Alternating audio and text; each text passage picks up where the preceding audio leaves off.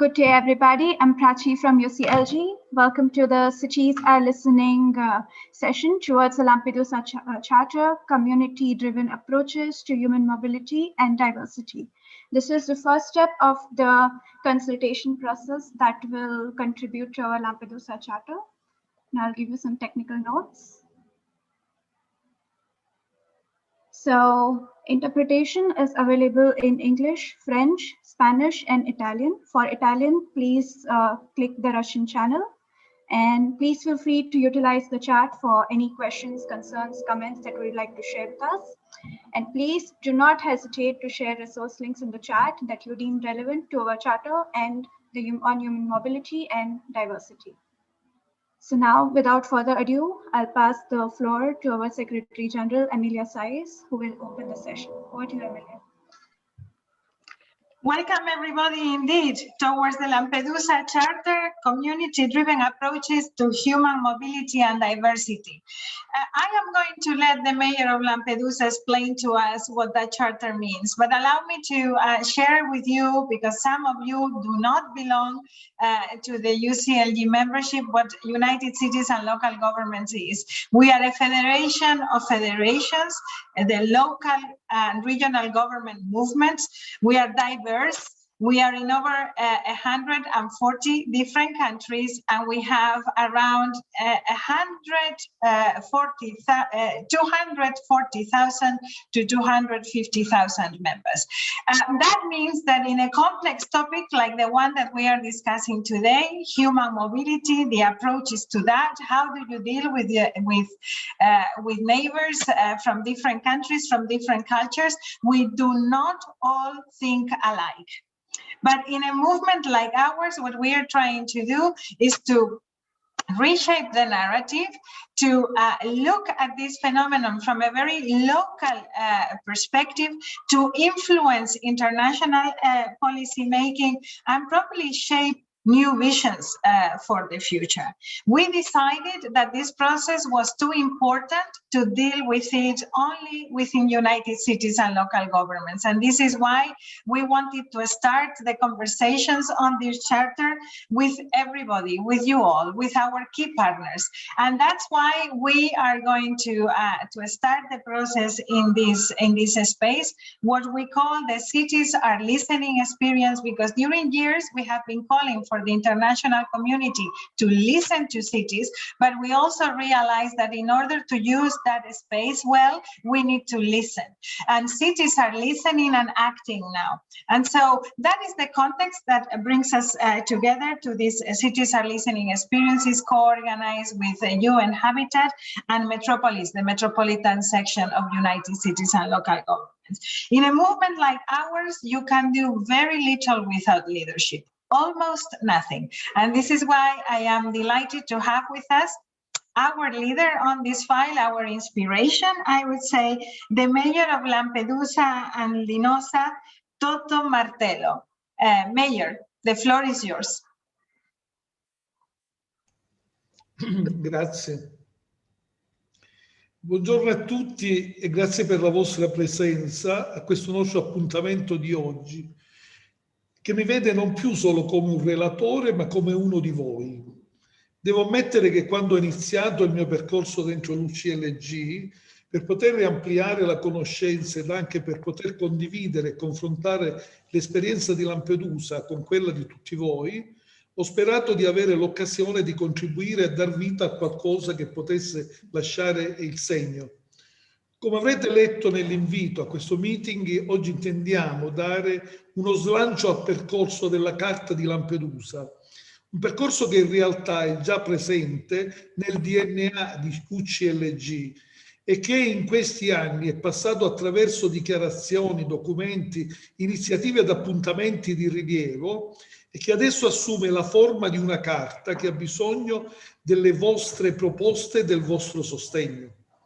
Come molti di voi sanno, l'isola che ho il privilegio e l'onore di amministrare, nella qualità di sindaco, è uno dei luoghi simbolo dei flussi migratori, sia per quel che riguarda l'accoglienza che per la difficoltà che coinvolgono le migliaia e migliaia di persone che ogni anno si muovono dall'Africa per arrivare in Europa. Lampedusa è un piccolo punto nel Mediterraneo, a volte non lo si vede neppure sulle carte geografiche, per quanto è piccolo quel punto. Eppure Lampedusa ha un grande cuore ed anche una grande ambizione, quella di tornare proprio al centro del Mediterraneo a poter parlare di pace. Ecco, pace e diritti umani, due parole, due concetti che non possono fare a meno l'uno dell'altro. Ed è attorno a queste due parole che è iniziato il percorso della Carta di Lampedusa dentro l'UCLG. A questi due valori se ne sono aggiunti strada facendo molti altri, grazie al contributo di chi dentro l'UCLG ha voluto dar vita a questo processo: accoglienza, integrazione, solidarietà, cooperazione internazionale, memoria collettiva, diritto alla cultura, diritto alla cittadinanza, accesso ai servizi di base. L'elenco è lungo, ma il nostro obiettivo è renderlo ancora più completo grazie al vostro contributo. Ma c'è anche un altro aspetto che mi rende particolarmente felice di essere oggi qui con voi a parlare di questo percorso, la consapevolezza di poterci riappropriare del nostro tempo e dei nostri obiettivi. Provo a spiegare meglio cosa intendo dire. La pandemia da Covid ha sconvolto più o meno profondamente la vita di tutti noi. Si tratta di sconvolgimenti che per molte persone in ogni angolo del mondo hanno portato a privazioni anche gravi di affetti, lavoro, libertà, intesa nel senso più ampio del termine. Per chi come me e come molti di voi ha un ruolo da amministratore locale, la pandemia ha cambiato il modo di affrontare i nostri obiettivi, ha formulato una nuova ed inattesa scala delle priorità. Ci siamo trovati ad affrontare emergenze nuove, ad avere un contatto ed un confronto ancora più diretto e quotidiano con i cittadini delle nostre comunità, con i loro problemi nuovi e con le loro urgenze, impossibili da immaginare solo fino a poco tempo fa. Ecco, mese dopo mese questa pandemia ci ha legati sempre di più alle nuove emergenze quotidiane ed ha limitato la nostra visione del futuro fino al prossimo lockdown o fino al prossimo provvedimento del governo. Adesso, grazie soprattutto alla campagna di vaccinazione, possiamo affrontare tutto con maggiore ottimismo. A questo proposito condivido pienamente la campagna già avviata dall'UCLG. Dobbiamo fare anche noi la nostra parte per chiedere che nella diffusione del vaccino non vi siano differenze tra ricchi e poveri, tra il nord e il sud del mondo. E ricordiamoci che nessuno di noi potrà sentirsi davvero tutelato dal Covid fino a quando anche chi vive a migliaia di chilometri da noi non sarà vaccinato. Ma al di là di questo aspetto, credo sia arrivato il momento di riappropriarci delle nostre visioni del tempo, della nostra capacità di programmazione e progettualità che ciascun amministratore di città e territori deve avere se vuole lasciare qualcosa di utile ai cittadini e alle generazioni future. Oggi dunque non vi chiedo solo di contribuire alla stesura della Carta di Lampedusa, che intende essere la carta di tutti i vostri territori e le vostre comunità. Oggi vi propongo anche di ricominciare tutti insieme a costruire un pezzo del nostro futuro, un pezzo della rete globale che deve servire a vederci l'uno al fianco all'altro, per difendere i diritti di ciascun essere umano, qualunque sia la sua nazionalità o il colore della sua pelle. Deve vederci insieme per diffondere a tutti i livelli concetti di vera solidarietà, per respingere ogni forma di sopruso e discriminazione. Ed al tempo stesso, sempre attraverso questa carta, vogliamo anche ribadire un concetto importante. Il rispetto dei diritti di ciascun migrante passa attraverso il rispetto dei diritti e delle esigenze delle comunità che li accolgono, con particolare attenzione verso le comunità di frontiera impegnate in prima linea sul fronte umanitario.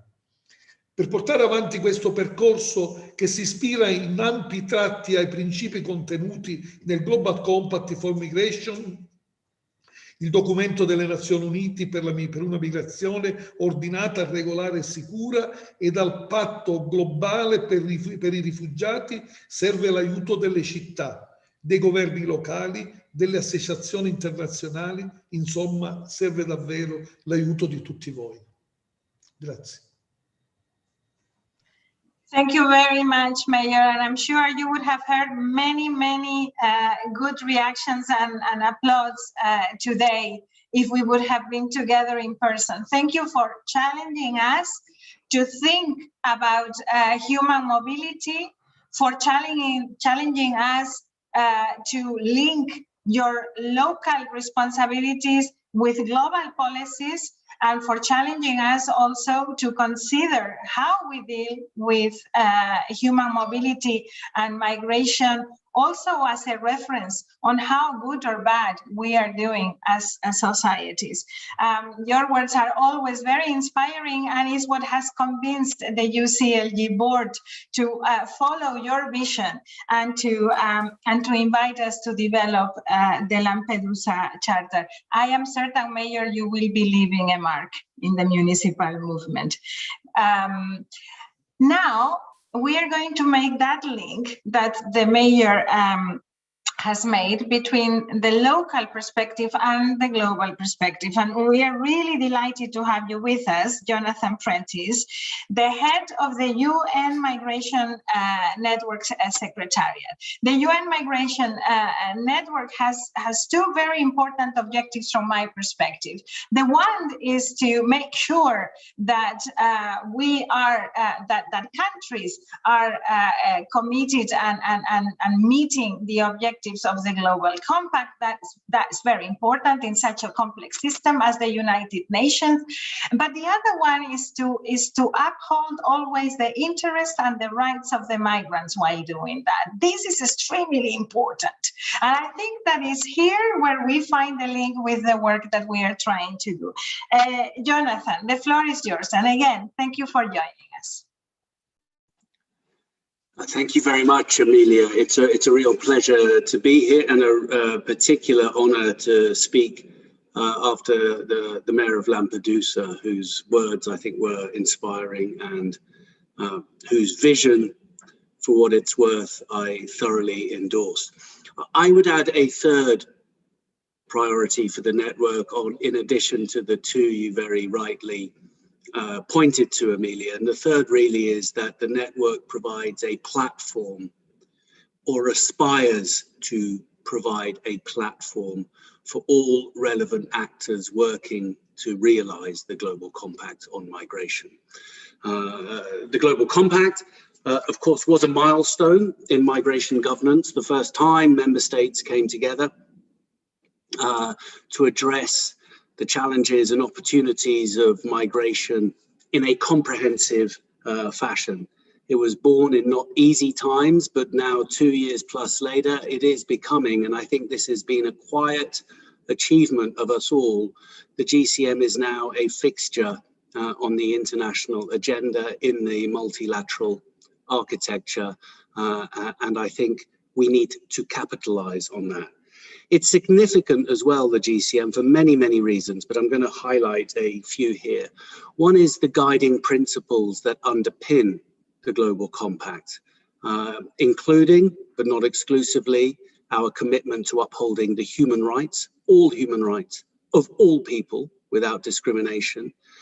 And secondly, the realization, self-evident, but is now in writing, that no state can address its migration challenges and needs on its own. It requires international cooperation, and it requires internal cooperation. And that is why two of the guiding principles are a whole of government approach and a whole of society approach. Now, for reasons not entirely self-evident to me, local authorities are included amongst stakeholders rather than authorities. But be that as it may, they are expressly identified as key partners to be consulted, to engage, and to help drive forward the shared vision that is the Global Compact. And then the last point I would like to highlight is that this isn't simply a declaration. The GCM is not simply a declaration of nice sounding aspirations. The drafters committed themselves, the states committed themselves to processes of follow-up and review, where that every 2 years we would review the Global Compact collectively, either on a regional level or from next year on a global level. And I say this because these provide vital platforms. It can seem like this is just a bunch of diplomats having discussions in New York and Geneva and not much changes in the world. Sometimes I might have sympathy with that. But what we are doing now is shaping the course and the momentum and the actors who will help take this Global Compact on migration and breathe life into it. So my message today in my opening comments are really, as you look forward in finalizing the declaration and giving impetus to that, do make sure that you engage in these international fora. There are platforms there through the regional reviews, through national consultations. We have the Mayor's Migration Council as one of the key members of the governance body of the multi-partner trust fund that the Global Compact on Migration established. Already amongst its first joint programs is one between Santiago in Chile and Mexico City, looking to integrate migrants, including through their access to decent work, sustainable livelihoods, and so on. There are resources out there. There aren't enough. Help us advocate with national authorities and other partners for more contributions to this fund. It is a resource available there for you. We want to make sure that you have access in the IMRF, the global review, that you contribute to the papers supporting it. If you're not invited, invite yourself. We are making the rules up as we go along. All of these papers will be available on the Migration Network website. They are looked at.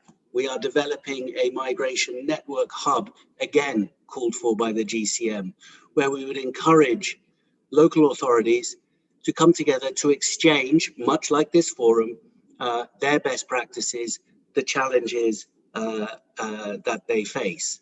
And of course, the network wouldn't be much use if it simply existed in Geneva and in New York. So we have invested considerable efforts in these past 2 years to recreate this collaborative way of working at the regional and the country level. So we now have, I think, some 48 country networks. They are required to reach out to all stakeholders. Let me know if they're not. We can have that conversation with them. The intention is there to expand these numbers of networks and to expand the sophistication by which we engage with all partners, including absolutely local authorities. I see my colleague, Cécile Rialon. I understand she is speaking later, so I'm not going to mention the extremely impressive work that she has been spearheading to ensure that the GCM is bedded in to development planning at the national level, whether through the UN or national authorities. Oh, looks like I did mention it. But anyway, I will allow her to go into more detail on that. And I will leave it there, simply to say that we have a lot of collective challenges. The mayor of Lampedusa mentioned COVID-19, a terrible catastrophe to befall us all. I don't wish to look at any silver linings coming out of this, but I think one realization for many was the range of actors involved in addressing it and the absolutely vital role of local authorities ensuring that all within their domains were receiving whatever protection they could receive. And certainly ensuring equitable access to the vaccine is going to be one of the priorities for the network in the coming period, as also is, and then I really am shutting up, the challenges presented by climate change and migration. Again, an area where I think we can work together, and I look forward to working with you all. Thank you. Thank you very much, Jonathan, for these remarks, which are extremely important. There are few areas where there are so many spaces that we can actually use to influence policy. I think it is comparable with the amount of difficulty that the topic entails and the very diverse views to this. And we are not forgetting any of those areas, nor any of our partners. The International Organization of Migration, of course, where we also have an observer seat, the Agency for Refugees, ICMPD, the Civil Society Action Committee, the Mayors Mechanism, of course. We are well organized as constituency. We usually are. OSF, where we work together on issues such as alternatives to detention, and of course I already mentioned UN Habitat, but many other parts of the UN network as well. So this realm of partners are helping us provide inputs in these different spaces in the international conversation. I think what we are trying to do with the Lampedusa Charter is to add also commitments of the constituency, but also to shift the thinking around some of the critical concepts, which I think if we don't shift the perspective as the mayor is calling us to do, we will not be able to meet the objectives of the international commitments, and we might be going down the wrong path. So that's the exercise that we are doing, and certainly count on further collaboration with the UN Migration Network for sure. Let us go now and make the link with another part of our organization, which is extremely important for us. As you know, we are very attached to not working in silos and connecting the dots between different policies. COVID is helping us to do this immensely. We have seen the connections between the different policies more than ever within the framework of the Sustainable Development Goals. And UCLG has a policy council that looks at the right to the city. Right to the city as a very critical how articulating instrument between human rights and other types of rights, which we want to ensure as local governments. And in order to make that connection, we are delighted to have with us the Mayor of Ouagadougou and Vice President for UCLG and co-president of that very policy council. Monsieur le Maire, Armand, à vous la parole.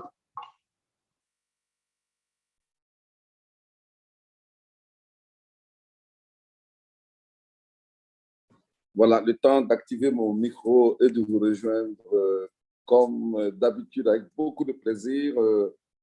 Madame la secrétaire générale du CGLU, mon cher collègue maire de Lampedusa, monsieur le chef de réseau de l'ONU sur la migration, mesdames et messieurs, chers panélistes, c'est toujours avec grand plaisir que je participe aux sessions, surtout celle-là, et de la consultation de CGLU sur l'approche communautaire de la mobilité humaine et de la diversité. Je voudrais déjà remercier les initiateurs qui font ainsi œuvre utile, tant le sujet est en lui-même touchant pour la dignité humaine. De façon générale, disons que le contexte mondial est marqué par une crise économique, sanitaire, sociale, comme mes prédécesseurs l'ont si bien dit, qui est sans précédent. Et surtout dans nos territoires du Sahel, ici en Afrique, la crise sécuritaire est vraiment palpable. Encore vivace dans nos esprits, cette terrible journée que nous avons vécue cette semaine au nord et à l'est du Burkina Faso. Il faut dire que les inégalités qui ne sont pas nouvelles se posent ainsi en termes nouveaux. Et tant elles s'aggravent et touchent à la fois un grand nombre de personnes dans nos villes. Il s'agit alors pour les autorités locales que nous sommes de trouver les mécanismes efficaces pour mieux répondre aux exigences de solidarité que caractérise bien sûr notre fonction et des exigences de proximité. C'est tout le sens que je donne à cette consultation, que nous arrivons à renforcer nos capacités d'action, mettre en place des logiques de coopération avec tous les acteurs de nos territoires afin de satisfaire l'accès aux droits des groupes et personnes vulnérables et précaires. Sur le sujet de la migration, je voudrais d'ores et déjà saluer l'action du maire de Lampedusa qui mène un formidable travail d'accueil des migrants. Parce que la ville de Lampedusa est devenue ville symbolique mondiale de cette migration.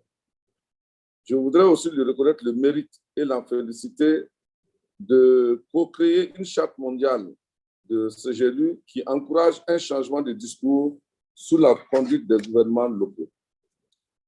Et si sa ville illustre parfaitement le fait que les autorités des villes sont au cœur de l'action sur le sujet de la migration, et elles doivent simultanément observer les mouvements migratoires de leur région, en percevoir les enjeux en termes d'accueil, c'est-à-dire le logement, les écoles, la santé, l'employabilité, l'intégration et surtout le vivre ensemble. Saisir l'opportunité de développement et d'initiative tout en maîtrisant les risques de désordre et parfois même de conflit. Et ce sont les villes qui sont les plus dynamiques en ce contexte, parce que c'est nous qui accueillons le maximum de personnes. C'est pourquoi il faudra que nous puissions mesurer les enjeux des migrations sur les espaces urbains. De nombreux problèmes sont en effet posés auxquels sont confrontés en premier lieu les responsables des villes et leurs services, c'est-à-dire tous les services des municipalités. Nous sommes donc liés en ce qui concerne les impératifs humanitaires d'accueil de nouveaux arrivants dans nos communautés, tout comme le besoin de favoriser les politiques migratoires qui soutiennent la croissance économique et le développement humain. Et les questions d'actualité qui se posent à nous, comme la pandémie de la COVID-19, l'extrême pauvreté, le changement climatique, les extrémismes violents, le terrorisme qui a fait au Burkina Faso, dans mon pays, plus de 1 million de déplacés internes dans leur propre pays, le besoin de rester vigilant et ouvert face au monde plus mobile, plus complexe, plus interdépendant. Dans ce processus, la charte de Lampedusa met le doigt sur un point très essentiel, le changement de discours sur la mobilité humaine que doivent porter les autorités locales. Les migrants ne doivent plus être considérés comme une menace pour la sécurité collective, mais plutôt comme des acteurs importants dans la diffusion des connaissances, le développement économique local et la création de richesses, en particulier si l'on considère le rôle de la diaspora dans le soutien des économies locales et les services des réseaux en Afrique. Dans ce contexte, comment les autorités locales peuvent-elles intégrer ces énergies et dans leur plan de développement? Quels mécanismes de coordination mettre en place, y compris la société civile? La coopération internationale peut-elle jouer un rôle en la matière? À cet égard, les gouvernements et les parlements nationaux doivent envisager d'inclure des dispositions relatives aux migrations dans les lois de décentralisation. Le mouvement est ainsi lancé. L'on peut se réjouir de la mobilisation des gouvernements locaux et de leurs partenaires sur le sujet. L'horizon est dégagé et les prochaines étapes du Forum international des migrations en 2022 et le Forum mondial sur les réfugiés en 2023 seront deux moments clés pour montrer la contribution des gouvernements locaux dans ce domaine. Je vous remercie tous. Merci, merci Monsieur le maire, parce que vous avez partagé que nous sommes déjà dans un parcours important. Hein? This is not the first step we are undertaking. We have gone through many processes. I mean, many of you are very well acquainted with the charters and the declarations that have been produced in different regions of the world, in particular in Africa, with the Marrakesh Mayors Declaration, with our manifesto on migration, and of course the Gaziantep Declaration on local solutions to migration and displacement. And in relation to that, the global task force that is being integrated also by UCLG, and where our section MEWA also plays an important facilitating role. So this is not something that we are doing in a vacuum. It's all connected. And now, after this, I would say quite impressive opening session where all the components are there and ready, let us move to work. I want to share with you that we have a mural. Many of you might know it already. It's an online instrument where you can get inspiration. You will see some of the key elements that we are building on. And above all, you can leave your thoughts with us. This mural will remain open, and we want this to be an information point, but also a co-creation space. So feel free, our colleagues are going to share it through the chat. Feel free to contribute, to leave your post-its in there, and to visit it, because we are going to be leaving the key ideas of our exercise in this mural. So now let us go to the second part of our meeting, where we start discussing some of the key components of what we believe the charter should entail. And of course, the charter is built around very concrete proposals that the mayor has shared with us. The notion of human rights, the notion of considering migrants our neighbors, the notion that mobility is actually a very normal thing that is a critical component for our societies. And part of these things are going to be discussed in the following block that is going to be facilitated by my colleague, by Fatima Fernandez. In the world of migration, I'm certain you will know her, and it's a very important part of our migration team. I would have to say that all of our policy department is very devoted to this topic. But the faces that you will see more often are certainly Fatima Fernandez and Prachi, that you have seen earlier today. So Fatima, we are in your hands. Let us get started.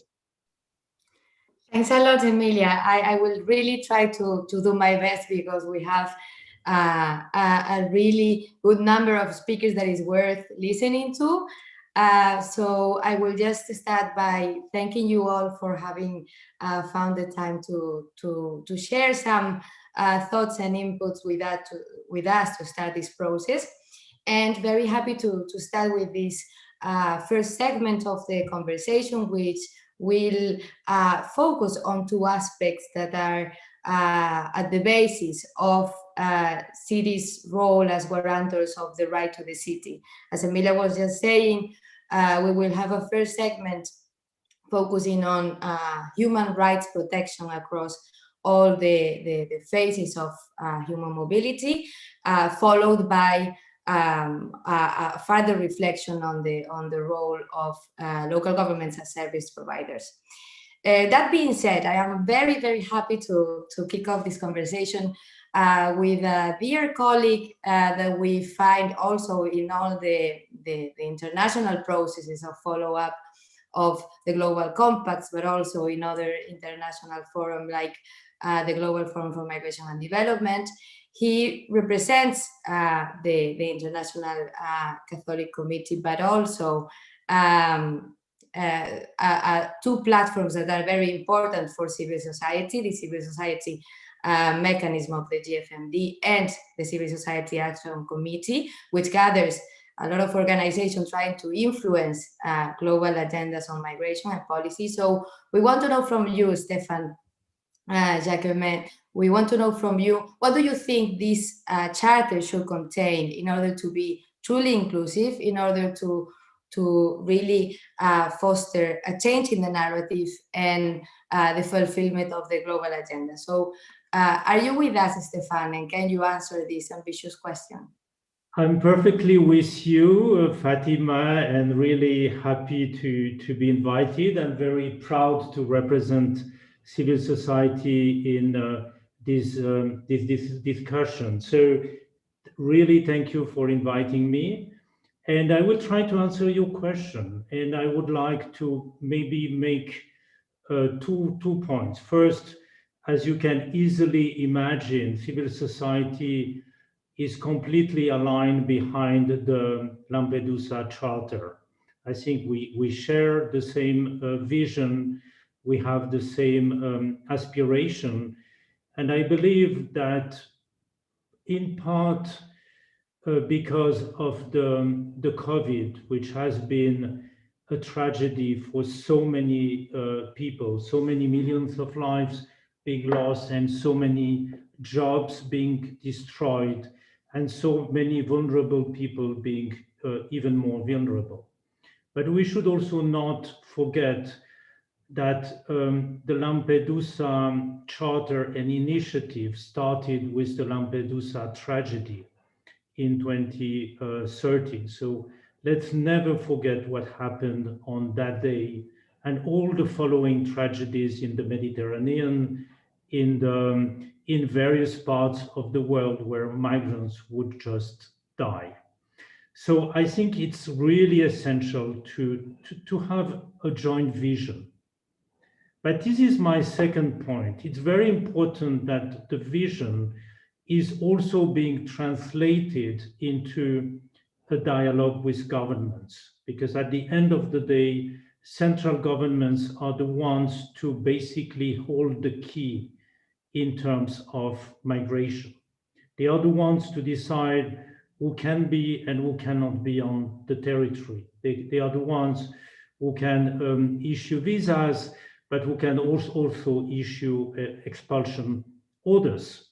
So having a vision without really building bridges with governments is really not what we should collectively be doing. So how can we build those bridges? Because as you can easily imagine, most governments would not share the vision which is in the charter. Absolute freedom of movement, I don't think, is not palatable to most governments. So let's be frank, there is a number of serious gaps between the charter and the law, the immigration laws and rules. So how can we engage? And I personally think that for cities and local governments, which are the front line when it comes to migrants, I see three areas where it is important to have a real dialogue with government. The first one is regular pathways, and I would add regularization. I know that many governments don't like the word regularization, but at the end of the day, cities and local governments are the ones to deal with people with irregular status and who has to compensate for their fragility, for their vulnerability, and very often providing services without even receiving resources from central governments. And it's not the same to deal with people in irregular situation or in a regular situation, because the level of vulnerability for people who are irregular is tremendously much more important than if you are regular. Regularization is really the first step towards dignity. So there you need really to engage, depending on your local situation. You have to discuss numbers, you have to be extremely specific how you engage government about regular pathway and regularization. And every city, every local authorities will have something different, a different situation. The second area where I think it's important to have this dialogue, and I know that it's a very difficult one, is to convince central governments to finance, at least partially, all what cities are doing for migrants, including migrants in irregular situation. Most of the time, cities are left alone with very little resources to provide support to vulnerable migrants. And I think there, of course, you started before and a long time ago. You don't need me to tell you that. But I still think that it's the kind of dialogue where it is important that not only you have this dialogue, but that all of us can support you in that dialogue. And then finally, the last point, and here is very much linked to this first panel discussion on human rights, is the whole principle of non-discrimination. Everything around migrants is around discrimination or non-discrimination. And in particular, the fact that people without a status, people in irregular situation, would very often just being discriminated in terms of access to services and basically access to their rights. But the principle of non-discrimination is not visionary, is not an aspiration, it is in the law. So I think we need to build on human rights, on indeed the Global Compact on Migration, but I would say on human rights standards which are directly applicable. And I still think that we don't make the best use of human rights standards. I will stop here and thank you again. Thank you so much to you, Stefan, for your very relevant points. And before we go further in depth in some of the points you touched upon, I will invite my also dear colleague Stephanie Luz, who has been there since I joined UCID on the other side of the line at UN Habitat. She's in charge of human settlements. Tell us from UN Habitat, what is your perspective on where the direction that these charters should take? Stephanie. Thanks a lot, Fatima, and thanks for inviting me. It seems to be this part is for Stefan and Stephanie, which is actually nice. And I also want to really say hello to the mayor of Ouagadougou, because from now on I'll be posted in Ouagadougou, and I really hope to see him again after our last encounter with our executive director.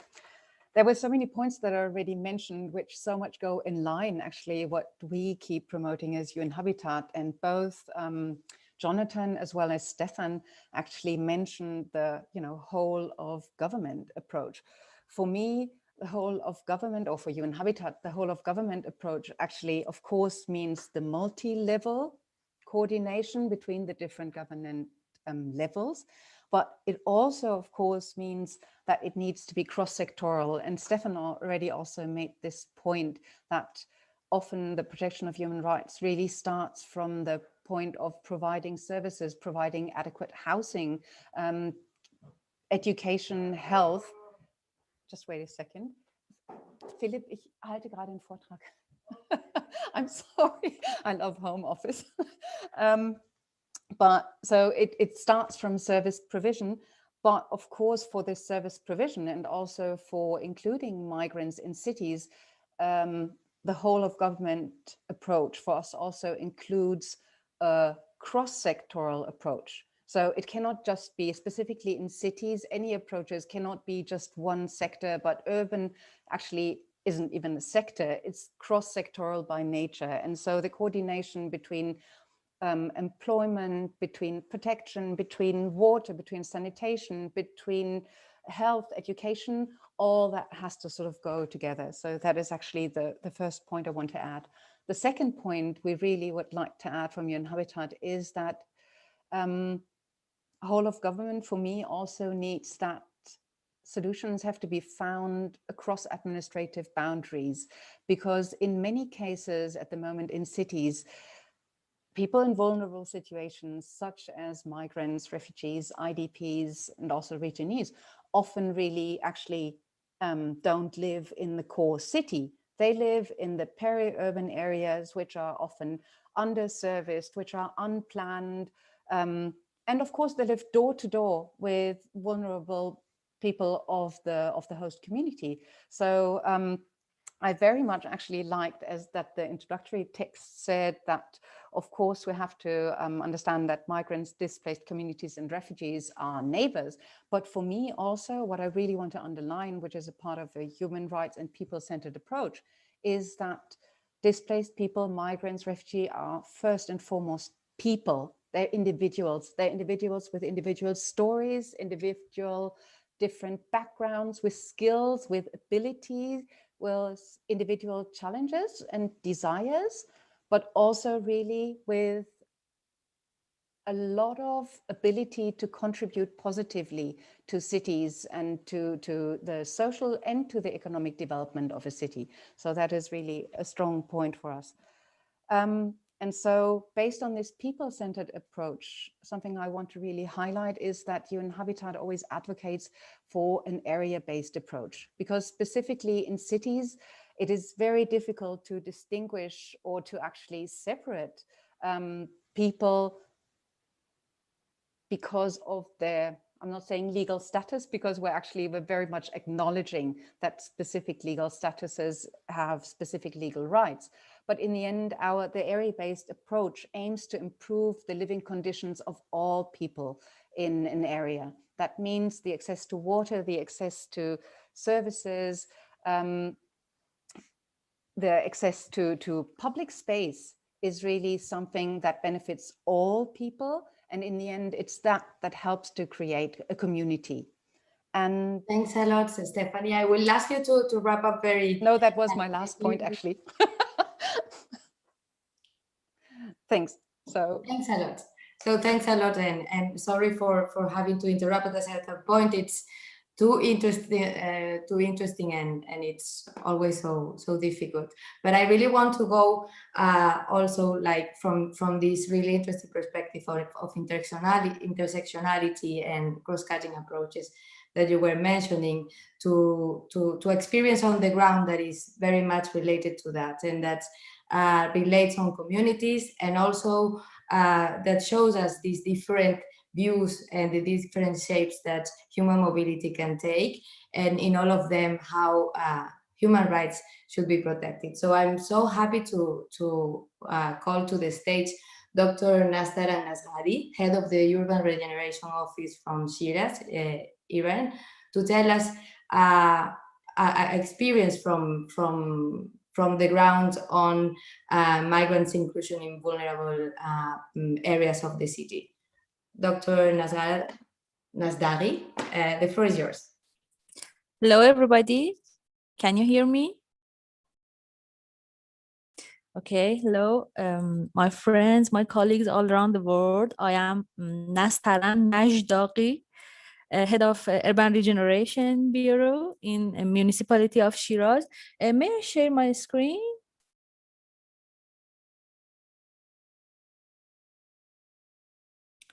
Okay. I want to tell you the story of informal settlement in Shiraz, the activities we did and we planned for 10 years ago, community-led urban regeneration and informal settlement in Shiraz. Agenda, what I want to share with you include defining community-led urban regeneration, what is informal settlement in Shiraz, how to plan bottom up, and principles of this approach, CUR, I use in brevity CUR, and community-led urban regeneration in practice, and finally, as a conclusion, I will share with you a proposed model. At first, to define community-led urban regeneration, I have to say it's a hierarchic activities. You can see this diagram. At the first step, we did some activities with the aim of building capacity before community-led urban regeneration activities. And in this step, education, training, and learning, it's the main goal. I need your attention on this phrase, education, training, and learning. It's the basic rule. And after that, we did some plan for reach community participation, community empowerment, and as a result, community engagement. Engagement is very, very important. As you can see, society-based strategies for urban regeneration are these three approaches, these three gains. Community participation is about participating in making decisions. Community empowerment, this refers to enabling local society to improve their incomes, job skills, or something like this. And of course, community engagement is to take a part and to play important roles. There's a difference between engagement and participation. For me, it's similar to a difference between player and spectators. So at the first, I have to portray for you a story of these neighborhoods. I'm telling you about these informal settlement. In these neighborhoods are settled on the informal settlement in Shiraz. These are 10 neighborhoods, and indicators of defining them is the lands without ownership documents, unlicensed buildings, poor quality housing, lack of service and uses, and lack of infrastructure. I'm telling about people who lives here, 300,000 people, and the area of these 10 neighborhoods are 1,000 hectares. Sorry, so, I will have to interrupt you to just let you know that you have 1 minute to wrap up. Okay. I have to explain what we did after some activities for building capacity in urban management, building capacity in local society. We settled and established an intermediary institute that's named House of Neighborhood. And in this house, in every 10 neighborhood, we involve local trustees in the decision-making process for neighborhood. And we start to teach them, to teach residing people, residing society about environmental and cultural training, about job skills, and about some healthcare. And after all, we reach community engagement, as you can see, in apprenticeship training, establishing of local loan funds, and participation in environmental protection and improvement, and of course, attendance of people in citizenship training, and some charity activities. Who are living there started these activities, and some economic and job skill training, and valuable presence of immigrants in citizenship training courses. And as a conclusion, I can show you, I can portray two important rules. Rule number one is to define the rule of mediation for urban planners, and rule number two is to delegate some important roles to the local community and expect responsibility in return. Responsibility is the final gain, and it's the purpose model. You can see, I will send you this file, and thank you for your attention. My email, you contact me with this email and ask some question. Thank you. Take care. Thank you so much to you, dear Dr. Nazdari. And thank you very much for these really great inputs, mainly this difference between participation and engagement. We will very much take into account within the process. And indeed, your presentation brings us very smoothly to the next segment of the conversation, which is indeed in inclusive basic services, and inclusive in the really wider sense, including all the communities in all the services. What does it mean? And this is an area where we, as UCLG, have been working a lot, of course, on in the past years, and mainly in the Mediterranean through the Mediterranean City-to-City Migration Project, which gathers a group of cities, some of which are also here today, and we will listen to them. And I am very happy to call now on our colleague Ana Feder, a Regional Portfolio Manager and former project manager of the MC2CM project. So she knows us very well, and I am really curious to know, what do you think, Ana, we should look at when going through this process and making sure it is as inclusive as we hope. Anna, the floor is yours. Thank you, Fatima. Thank you, colleagues, for inviting us to be represented here, and for the partnership that we have with UCLG and also UN Habitat in our endeavors on migration. I won't take too long, but I will try to address the questions you asked about what aspects the charter should include, limiting, trying not to echo too much, because a lot of what I wanted to say has been said. So that is already a good signal. It seems we're aligned. And then also, what can we bring as ICMPD to the charter? So I believe what was said earlier by the Mayor of Lampedusa is that mobility is indeed, it could be considered as a litmus test for social cohesion or social inclusion. And I think this is a basic tenet of the charter. I already see it as an inclusive charter because it's driven by the stakeholders. So it's cities who call for it, and you are in the driving seat. This might seem common sense, but it's not always the case. So in that respect, I do see it already as an inclusive process. I would like to just point to the comment in the chat. I do think it might be worth thinking as well about involvement of the end users, so migrants, refugees, IDPs into this process. But I know with the participatory approaches of UCLG that is quite likely. Now, I just want to focus on what is often lacking from charters, from declarations, is, and has already been alluded to in the opening, which is a mechanism for implementation.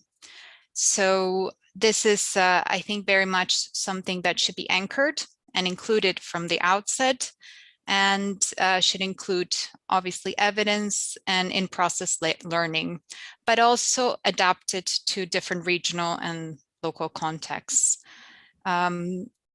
Another important element that I wanted to bring up on the basis of the work we have done at ICMPD is to ensure that migration, and here you have to be careful how you present documents and the public discourse, is that migration cannot be seen only from the vector of vulnerability.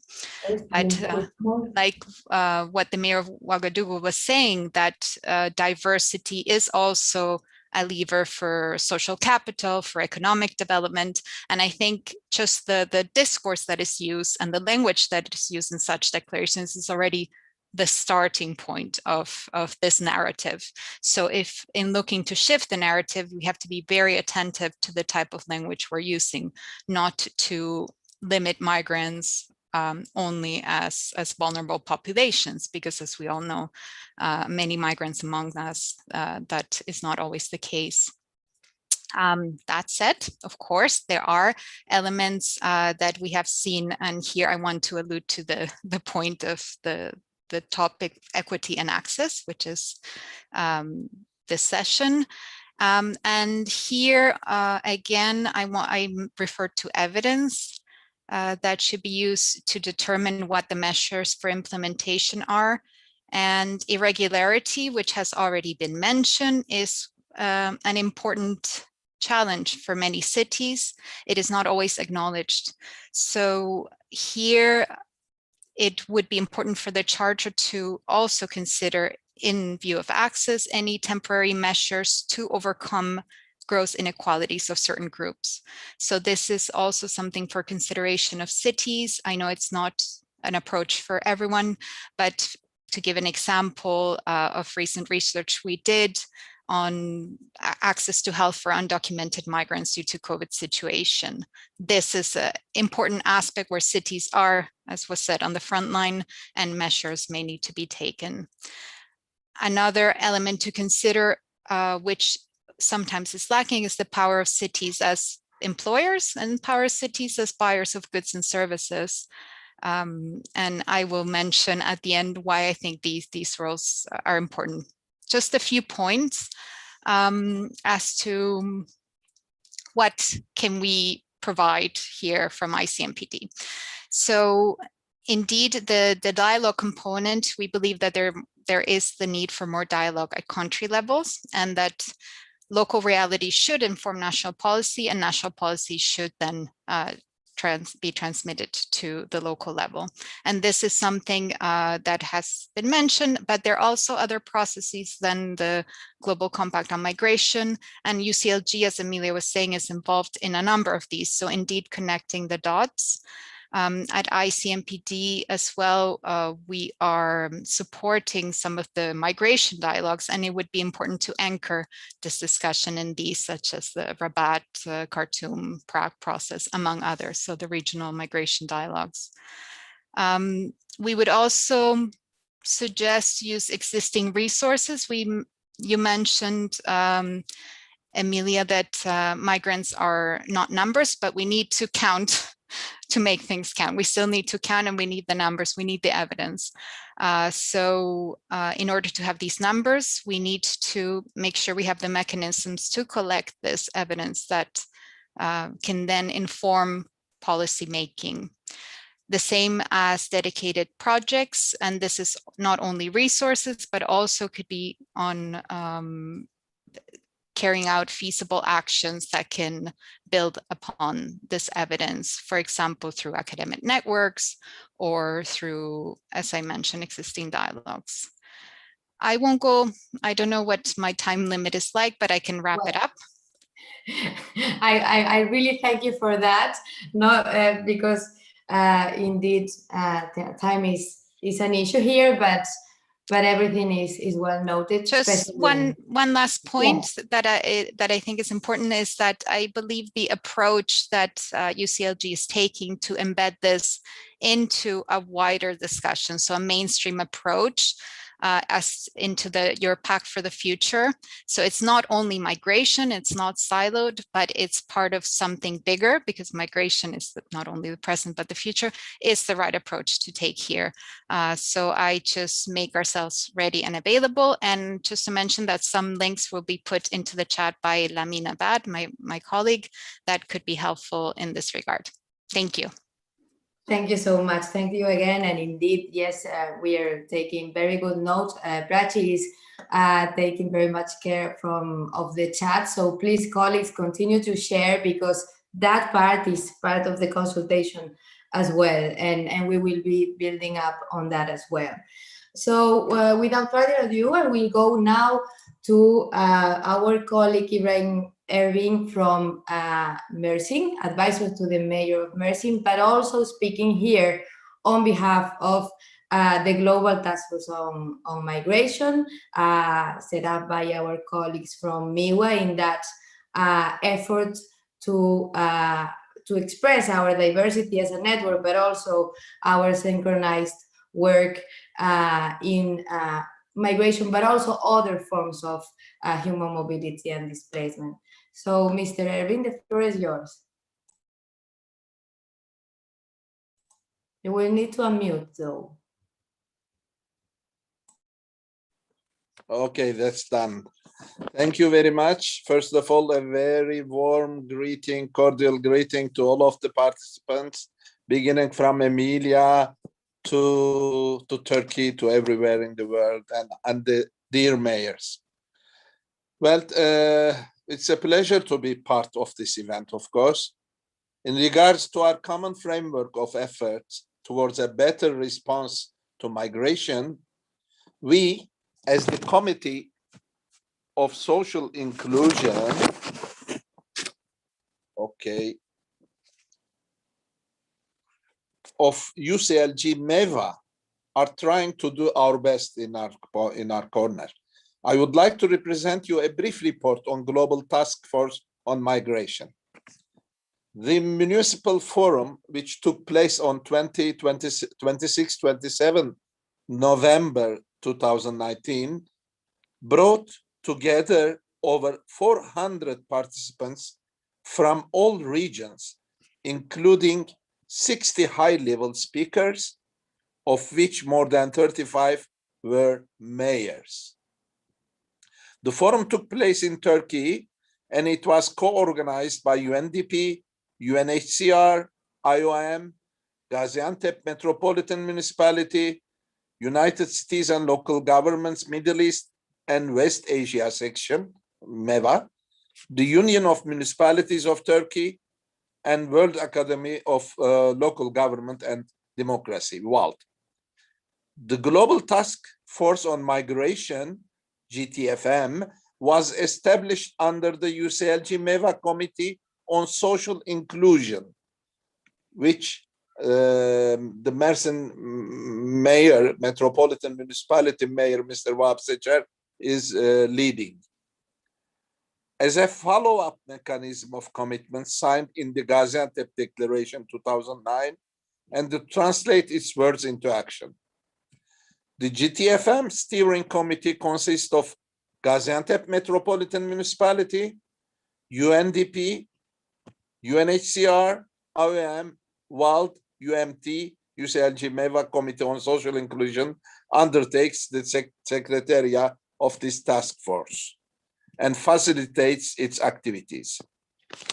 The first meeting of the task force was held in September 2020. And with that task force was launched. And with this, it was launched. The meeting aimed to reconvene participants of the Gaziantep Municipal Forum and to review progress made on members' commitments since the adoption of the 2019 Gaziantep Declaration. There was a second meeting of the task force, which took place in an online setting with more than 100 participants from different parts of the world. The theme of the meeting was the multi-level governance to ensure effective local responses to migration and displacement, which emphasized the importance of multi-level governance and effective data sharing, as well as enabling local authority representatives to share their good practices and experiences. The task force is organizing its third meeting to be held 11th of May on decent job opportunities for migrants and refugees and access to labor markets. On this occasion, I would like to invite you to our third meeting of the Global Task Force on Migration, and you can visit our website and social media accounts for further information. These online meetings combine panel discussions between local authorities and actors and international organizations to identify challenges and public policy measures to support refugees and actors working at the local level to assist them in the migration process. These meetings are addressed to technical staff working in the areas of refugees at the municipal level. Private sector, civil society, NGOs, and academia are also encouraged to participate. I'm finishing, Fatima. The task force gives us the opportunity to follow up the global compacts and the global efforts in response to migration and their results in the context of local governments. It enables the local governments to see the way to maximize their capacity and to optimize their stand on the subject. We hope that it will be more beneficial to our communities than we imagined in the first place. Thank you for your time and patience. But if I don't say a word for the cities for all and accessibility, which we are proud of the making part, it will be not enough. Okay, hello, thank you very much. Thank you so much, dear Ibrahim. And of course, just to reassure you, we will be there on the 11th, and we will be there also discussing other elements of the GTFM at the Executive Bureau this month. So very happy that I will be seeing you very soon. And we will close this segment of the conversation going to Cordoba, Argentina. Again, one experience from the ground, from the direction of accompaniment and support to migrants. Rodrigo Ceballos, cuéntanos también tu perspectiva de qué tendría que haber en esta carta que también estáis intentando hacer en Córdoba. A ti la palabra. Hola Fátima, hola a todos, muy buenos días, muy buenas tardes. La verdad estoy muy contento de poder hoy estar participando con todos ustedes de este evento. Me parece muy importante representar a la Municipalidad de Córdoba en este tipo de debates. Quiero agradecerles antes que nada a CGLU, a Metrópolis, a Uno Hábitat, al alcalde de Lampedusa y la coalición LAC por permitirnos hoy estar aquí con ustedes y compartir un poco nuestra experiencia desde un gobierno local. Me parece importante generar este tipo de espacio de debate, ya que sin lugar a dudas los movimientos migratorios y de desplazados convergen, ¿no? Hacia las ciudades, y en efecto la movilidad humana y la urbanización están unidas en cierto punto a nivel político, cultural, social, en fin, en todas las esferas. En este sentido, considero y me parece importante remarcar que los gobiernos locales ocupamos un rol fundamental en cambiar no solo la visión centrada en las fronteras a una visión de la ciudadanía centrada, ¿no?, en las personas y apoyada en la comunidad. Me parece importante resaltar, si bien ya se ha hablado mucho, lo cual me alegra porque significa que estamos en cierta sinergia en lo que es este diálogo, y me parece muy importante, un poco los aspectos claves, ¿no?, de la gobernanza y la movilidad humana y qué debería abordar esta carta. Voy a tratar de no ser reiterativo en los temas que ya han comentado, pero me parece importante aclarar y comentarles que la ciudad de Córdoba posee una larga historia de oleadas migratorias, ¿no? La ciudad de Córdoba es la segunda ciudad del país, de Argentina, y además posee una legislación de vanguardia, que es la ley 25.871, que rige lo que tiene que ver con la admisión, el ingreso y permanencia, y también el egreso de personas migrantes y refugiadas. En este sentido, protege a personas migrantes, brindándole acceso a servicios básicos, como puede ser la salud, la educación y la justicia, y todos estos servicios son universales y gratuitos. Sin embargo, me parece importante remarcar que como gobiernos locales, creo que por lo menos en Argentina, no se había encarado el tema de la movilidad humana de manera tan fuerte, y acá particularmente en la ciudad de Córdoba, no hasta la creación de la Dirección de Acompañamiento y Apoyo al Migrante, que tengo orgullo de llevar junto con la Dirección de Relaciones Internacionales del municipio. Creo que esto ocurre a muchos gobiernos locales, por lo menos en Argentina, que si bien se ve representada la migración como una problemática, no se está abordando, no se desarrollan políticas públicas tendientes a trabajar en lo que respecta a las necesidades y el acceso a derechos. Y celebro que esta problemática se esté empezando a atender, y agradezco también por eso estos tipos de espacios que me parecen fundamental para poder trabajar todas estas temáticas. Lo que quiero decir con esto es que la migración debe aparecer en la agenda, y no solo aparecer en la agenda, sino jerarquizar a la agenda, ¿no? Colocarla en el tope de la agenda, incorporándola en la dinámica de las políticas públicas. Me parece que acá queda mucho trabajo por hacer como gobiernos locales. En este sentido creo que es importante también que los gobiernos locales fomentemos el diálogo y tratemos de llegar y jerarquizar estos temas a niveles de gobierno central. Con respecto a los principios que debe contener la carta, como les decía, me parece que esto ya lo han comentado bastante. Le estaba escuchando a Ana, que hizo una exposición magnífica, me pareció muy interesante de todo lo que ella pudo aportar en relación a lo que debe contener y cuáles son los principios. Me parece que sí resulta fundamental tratar de hablar de lo que es la convivencia, ¿no? Resaltando los aspectos positivos desde la interculturalidad crítica. Me parece importante no romantizar la figura del migrante, que esto también lo comentó un poco Ana anteriormente, ¿no? Me parece que hay que fomentar la participación de los actores involucrados, que puedan asumir un rol activo en la planificación de estas políticas, el acceso a derechos, el acceso, ¿no? Facilitando el acceso a medios para que puedan, por ejemplo, votar o tener participación en la vida política de las ciudades, que es donde han decidido vivir. En este sentido, desde Córdoba, fomentamos la participación de organizaciones claves en territorio, organizaciones de la sociedad civil, que nucleen y representan, ¿no?, a colectivos migrantes y refugiados. Por último, quiero comentarles un poco también acerca del caso Córdoba y cuál es nuestra experiencia, ¿no?, en esta dirección de acompañamiento y apoyo al migrante y cómo estamos desarrollando las acciones. Sí, ya voy cerrando. Me parece importantísimo tratar de posicionar la temática, ¿no?, al interior de los municipios. Me parece que eso es todo un tema a trabajar como una política pública, garantizando el derecho a acceso y servicios básicos y promoviendo la interculturalidad. Sin lugar a dudas, para lograr todo esto son fundamentales las alianzas estratégicas para brindar acceso a prestaciones básicas, son fundamentales también para elaborar la planificación de manera conjunta, lo que va a permitir obviamente generar muchísimo mayor impacto en todas las planificaciones que tengamos como gobiernos locales.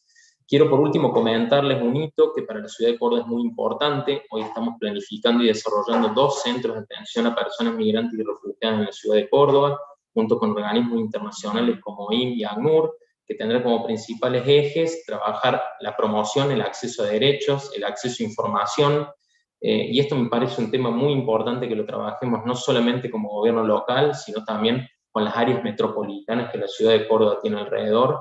Así que bueno, era una experiencia que quería compartirles y comentarles que estamos a disposición y desde ya en contacto para que se puedan sumar a esta iniciativa.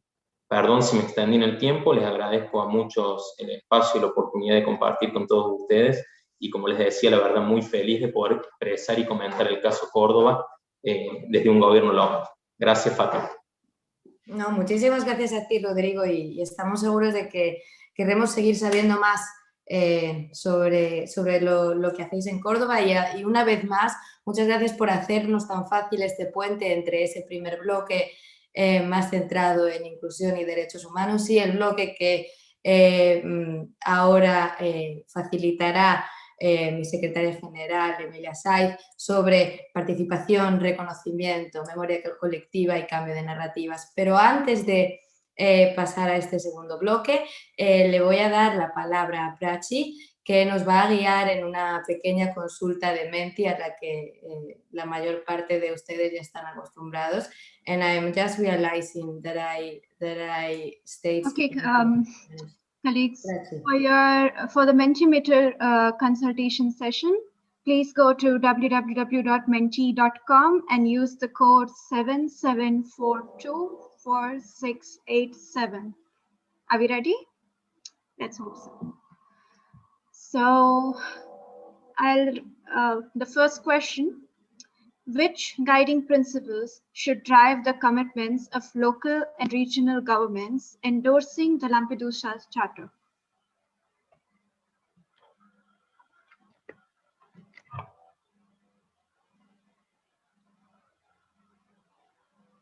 So we have dignity, interculturality, human rights, local citizenship, interculturality, community, memory.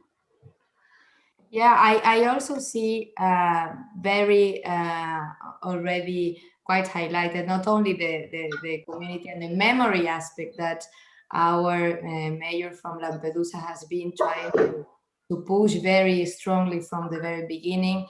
And I don't know, Emilia, if at this stage you would like to intervene and no, I mean, I am loving to see feminism in there, because I think, as you know, we think the future of municipalism needs to be feminist, including equally empowered men and women, girls and boys. But I think it's also very important to see these broad values that we share together with very concrete proposals, like, for instance, around employment and participation.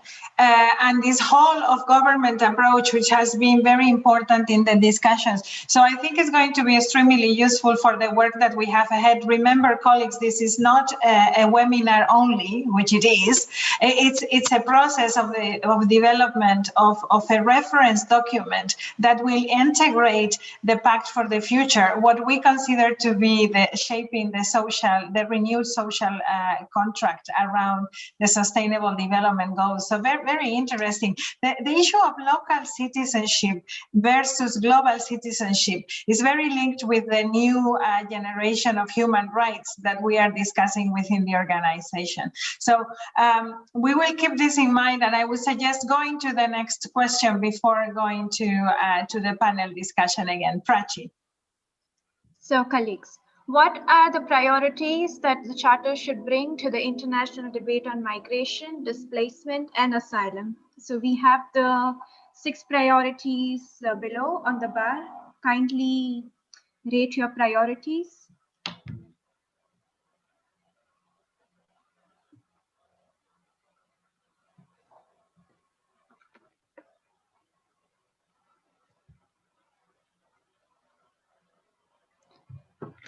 So we see that local national dialogue is leading, also recognizing human mobility as an asset.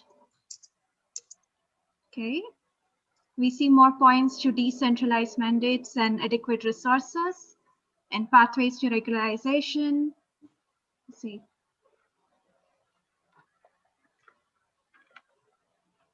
Yeah, I mean, I think it is very critical that we, in this type of group that we are, even though today is mostly about consulting partners, I think it is very relevant that the local national dialogue comes up. When we talk about bringing down the barriers of the discussion and considering migrants as neighbors, we are not bypassing the current notions of governance that we have. We want to change them.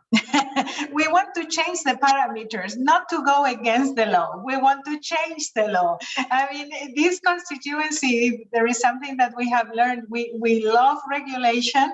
And so I think these inputs about local and national dialogue, which colleagues in the first segment were also referring to, is extremely important. But then I really like that you see going up strongly the recognition of human mobility as an asset, because it's part of changing that narrative. So very interesting inputs indeed, and the pathways to regularization are tough conversations that we need to have in this whole of governance, whole of society approach. So thank you very much, Prachi, for this exercise. Thank you, Fatima, and congrats for a job well done. I hope that we can keep up in this next segment. We are going to be talking about administrative barriers, and some of them have come up now in the second question. And we are going to be talking about shifting the narrative again around these issues of diversity. I really liked what our colleague from Cordoba was saying, and not romanticizing these ideas. This is not a naive approach from the mayor of Lampedusa. It is a practice-driven kind of approach where humanity is at the core of the exercise. And that's the proposal that we want to bring to the table. And in order to approach that, we know we need to deal with many different inputs. And there is no other organization in the world that knows better what it means to deal with migration than the International Organization for Migration. And we've got Cécile Réalin with us. She is joining us in this path of the majors mechanism following the Global Compact implementation, but is also a trusted partner in this file in general before the existence of the compact. So our friendship as organization goes back a long way. We are delighted to have you, Cécile, to provide inputs into this new exercise that we are undergoing. The floor is yours, dear friend. Many thanks, Emilia, for your kind words, and I can only return, your words of appreciation about the quality of our partnership. And the fact indeed that this is a vision that we have shared for some time, and a great satisfaction to see this conversation happening today, which I think really shows indeed all of the steps that we have done in the past, and what we can step on firmly in order to look for the future. So first, let me say indeed that really this Lampedusa Charter reflects both how far we've come, but also how much indeed we need to move forward in order to realize, fully realize the human rights approach for a more balanced narrative on migration. And we really see in IOM with much satisfaction that the key commitments of the Charter are rooted in the SDG and in the GCM. But maybe we'd like to push this a little bit, if I may say, and maybe to say that it should not be done only in a cursory way, but maybe to include some concrete and specific commitments to act towards the Global Compact objectives and the Sustainable Development Goals, and to participate in particular, and I think that's a very important entry point, in reporting and review of these frameworks. So how do we connect the dots? I think that really is important. And indeed, partners have already committed much in this space, including through the Mayors mechanism that you were mentioning earlier, with the IOM co-steering alongside UCLG and the Mayors Migration Council. So we should really create synergies and build upon the work already being done to the extent possible. Also, I want to highlight, if I may, 3 priorities potentially for local governments to consider in this charter, and very much, as you will see, echoing a lot of the excellent comments that I've already made by a number of participants before me. So first, I've had 3 elements. One that would be on data, the second on partnership, and the third one on communication. So first of all, on data, because I think this is something that we have not really touched upon so far, but yet I believe is a very important element. Because of course, good migration governance relies on careful data gathering, disaggregating and analysis to understand local conditions and opportunities.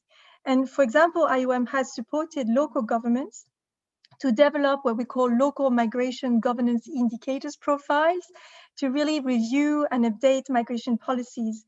And really these profiles have supported voluntary national reviews of SDG progress and really influenced, therefore, what the governments have reported. And this has been the case in Timor-Leste, in Lesotho, in Kuwait, and in other countries around the world. So very much echoing what you were saying, Emilia, that this is not about opposing what happens at the local and at the national level, but on the contrary, to really build this continuum in terms of how we are, as a society, together looking into our achievements towards the SDGs.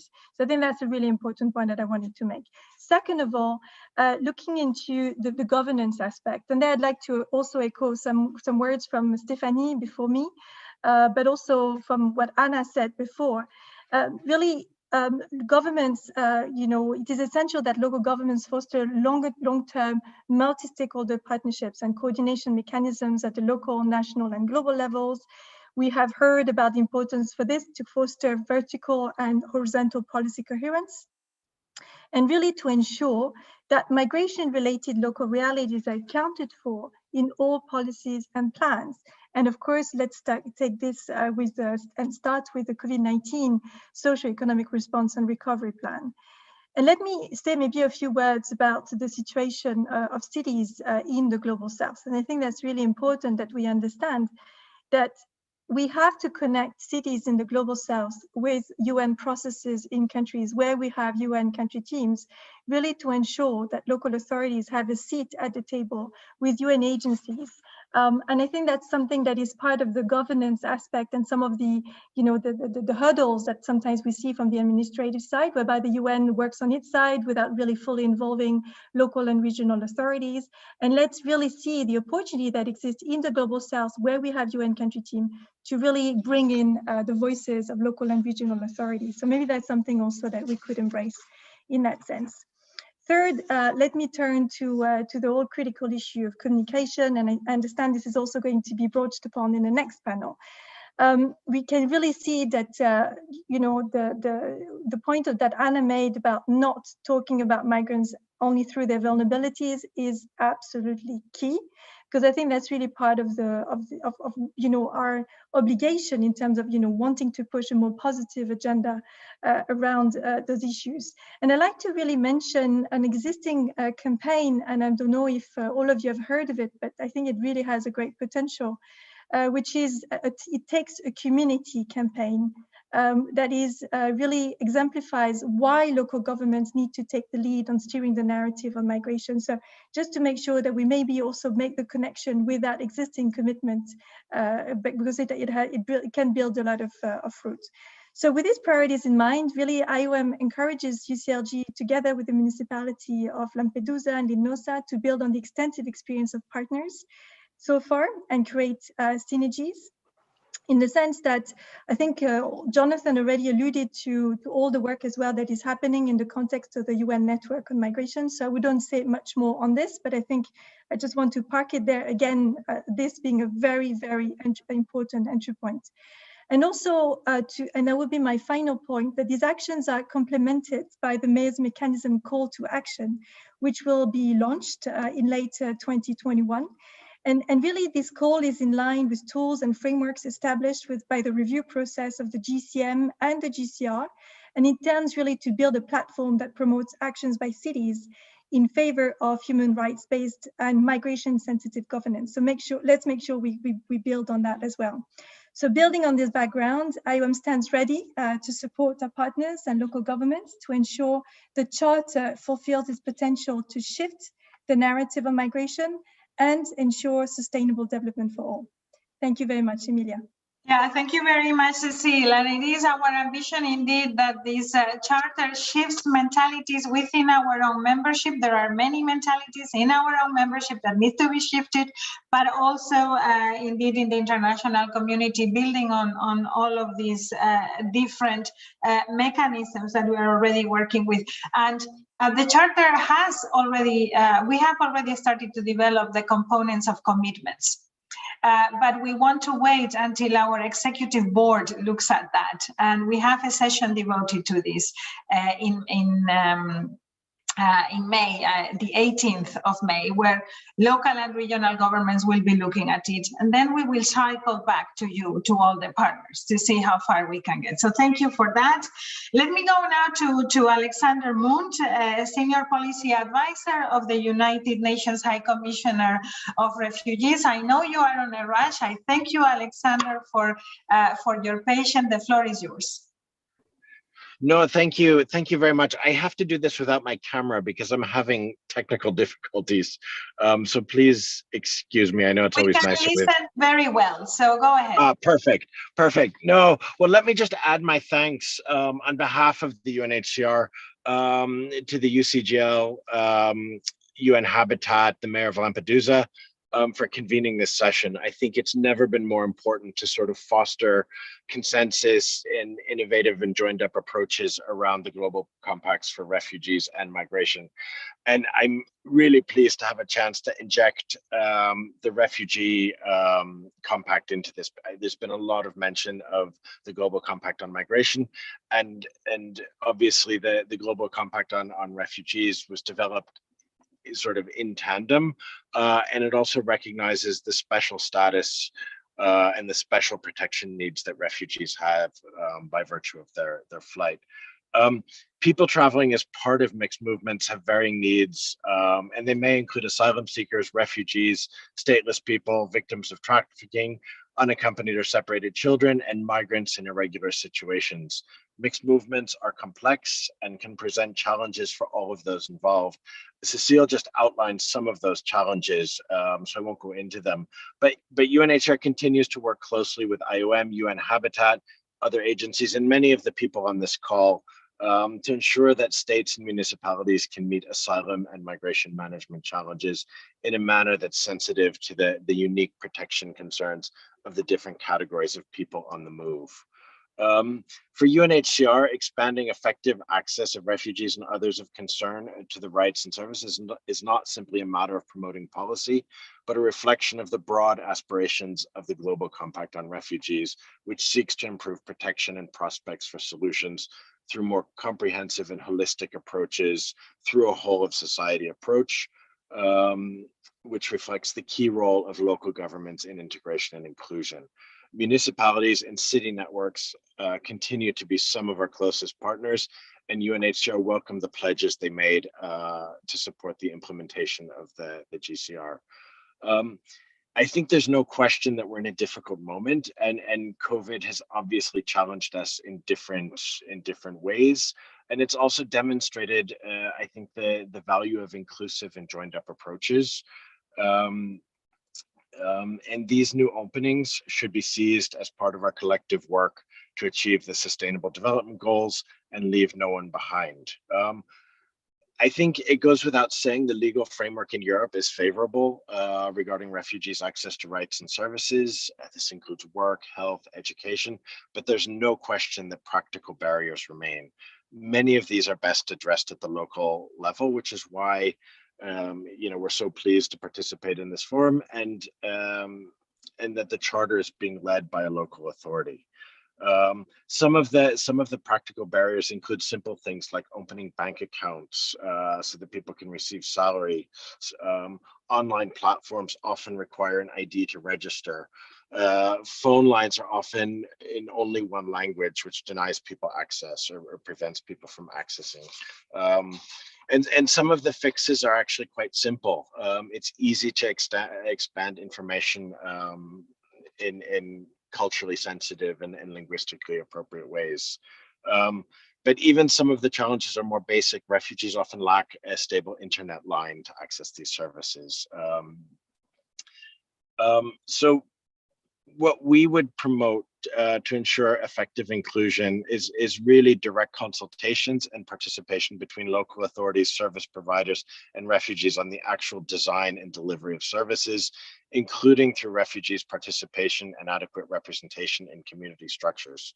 Refugees should be consistently and meaningfully engaged in the development, implementation, monitoring, and evaluation of all inclusion programs. So it's basically the whole program cycle we're talking about.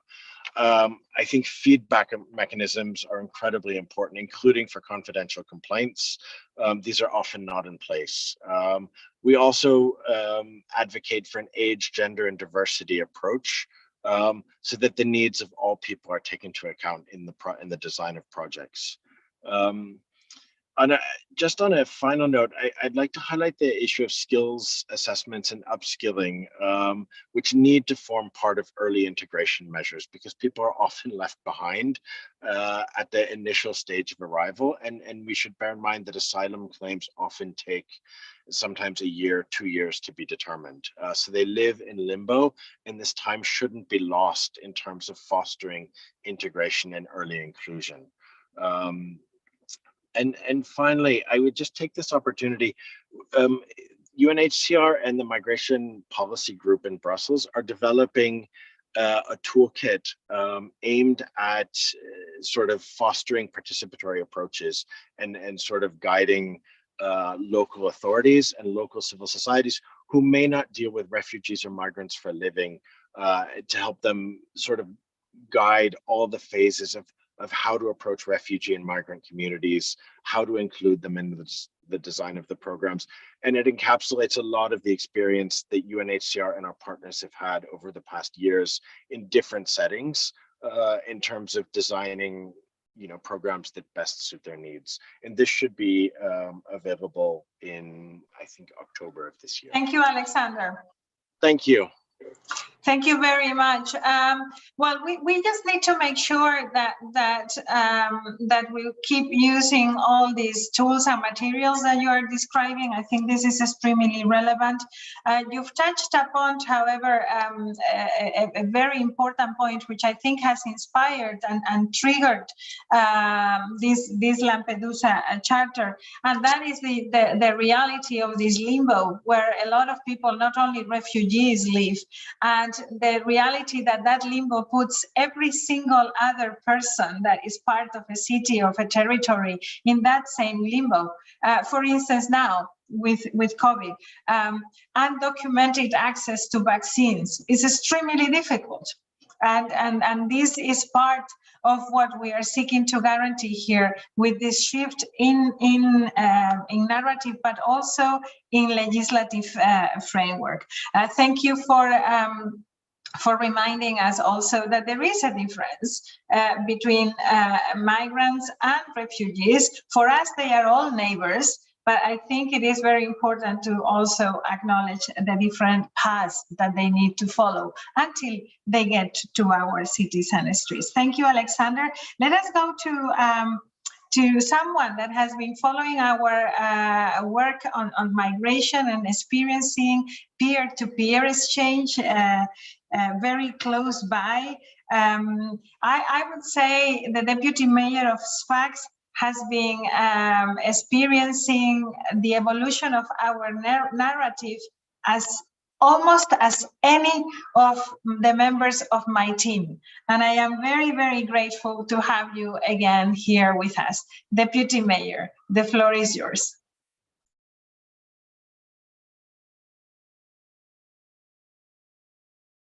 On vous entend pas. Le micro, s'il vous plaît.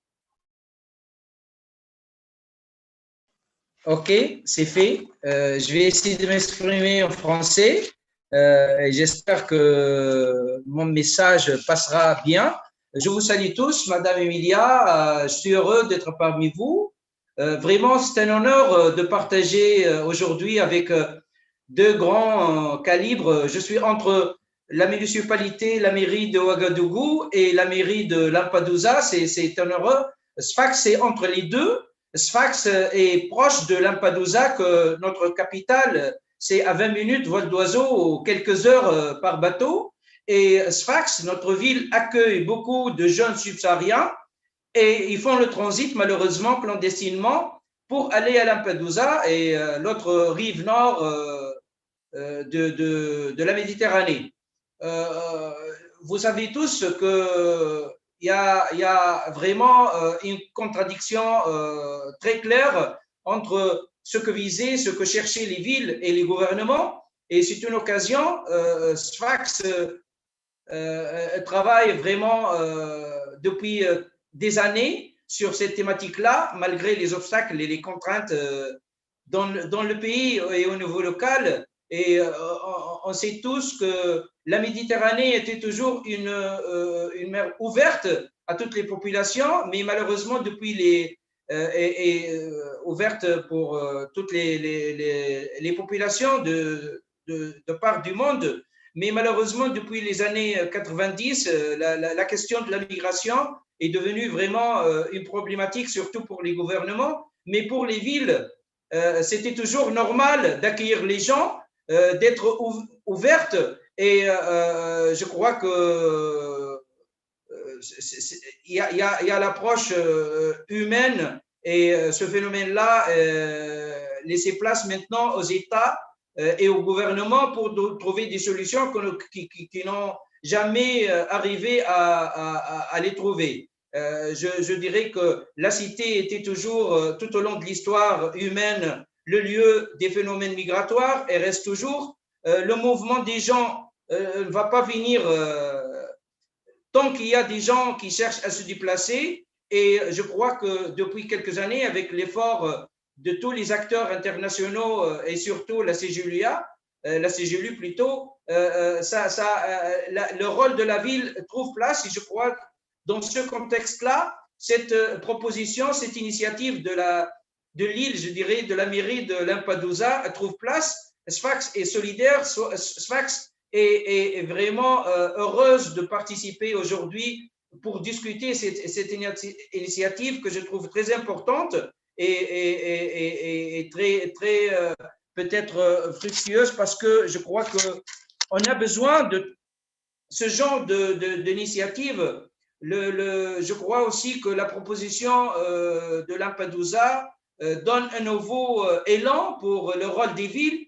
Aussi, je pense aussi que c'est très important cette proposition et aussi cette initiative qui donne un nouveau sens au voisinage et à la citoyenneté.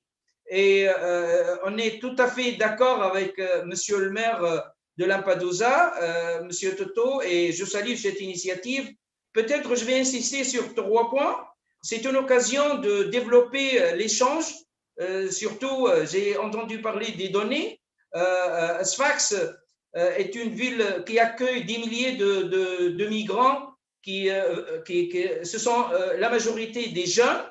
Et il y a une grande partie qui veut rester chez nous, mais il y a une autre partie qui cherche à faire la traversée clandestine. On a besoin d'échanges, c'est nécessaire. On a besoin de partenariat et de coopération. Je crois sur ces 3 points que peut-être cette proposition, cette charte-là, va être utile pour nous en tant que ville impliquée dans ce processus, dans cette thématique-là. Et aussi, c'est nécessaire de coordonner, de collaborer, parce que je crois que le phénomène migratoire est un phénomène local d'excellence et les solutions aussi ne peuvent être qu'au niveau local. Je pense que cette charte est nouveau horizon et pour les villes, pour les migrants, les réfugiés et aussi bien pour les acteurs de la société civile et même aussi pour redonner peut-être un nouveau sens au concept du voisinage et de la citoyenneté. Sfax est solidaire et associé avec Lampedusa. Oui, je vais venir et je crois que le droit, la mobilité reste un droit lié à l'être humain. Il faut penser du côté humain aussi sur cette thématique-là. J'espère qu'on va sur ce niveau-là mieux coordonner, mieux collaborer, mieux échanger. Merci encore une fois à vous tous. Mais merci à vous pour exprimer cet appui très clair à cette vision de Lampedusa, mais aussi à ce travail.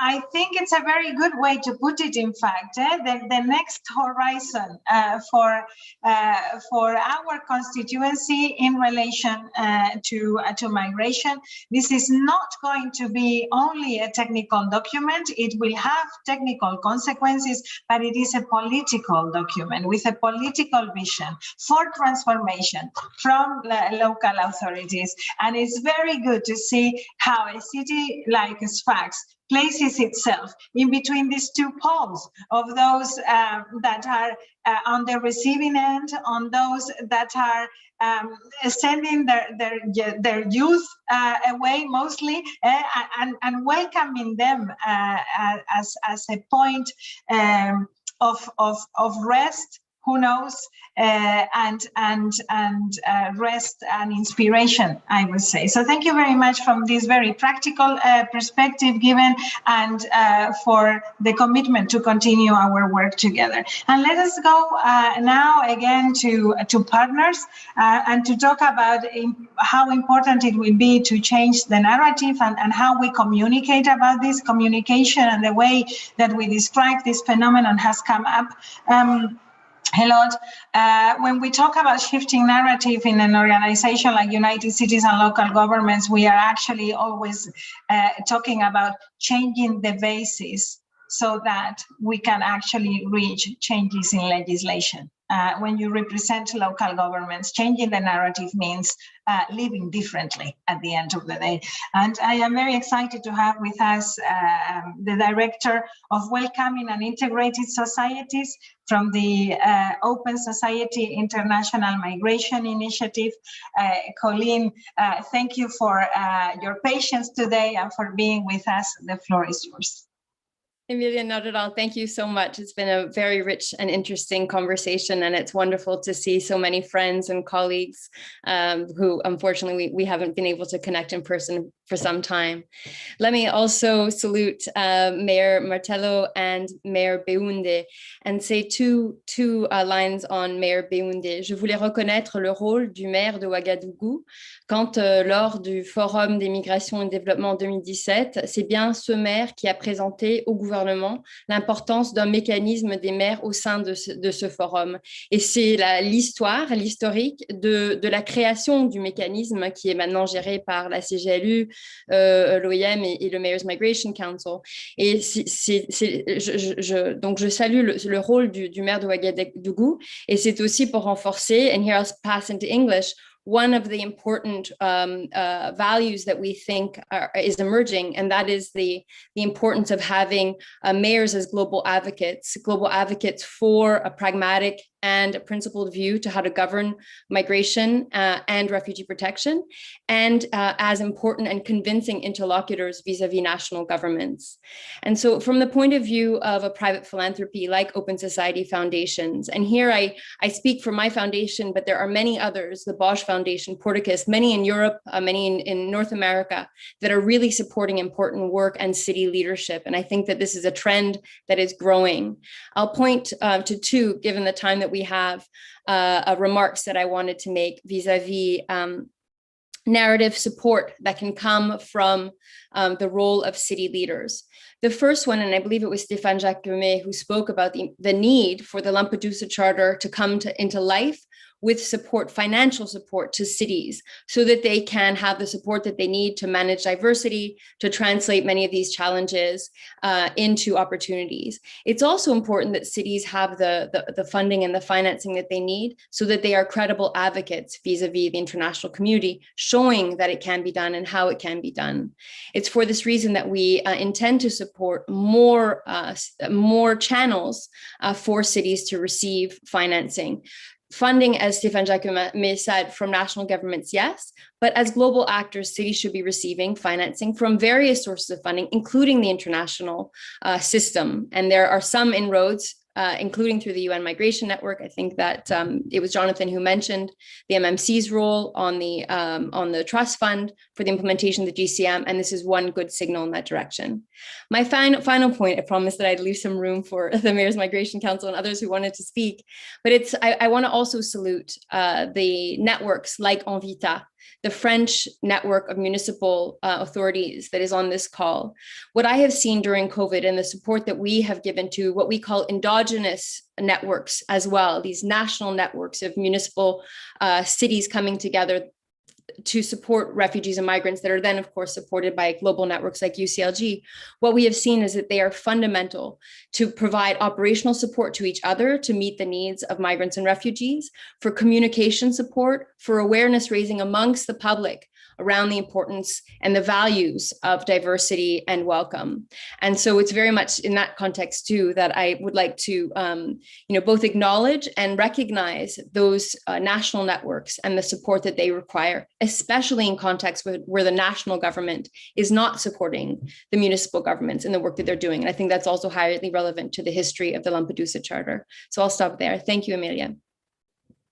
Well, thank you very much, Colleen, for being also so generous with the use of your time. Very important messages shared, and I fully agree with you. The important work that initiatives as Envita have been doing and have been shared also in the chat is worth going to the report that they have put in there.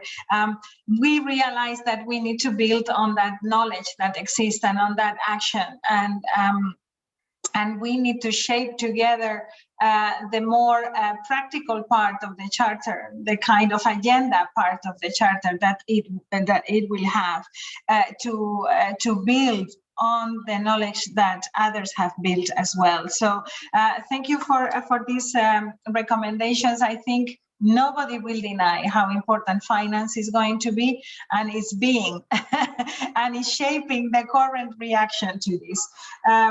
So happy to explore further. Let us go to Maggie Powers, the head of policy and advocacy of the Mayor's Migration Council, an important partner and a network that is powered by many members of UCLG as well.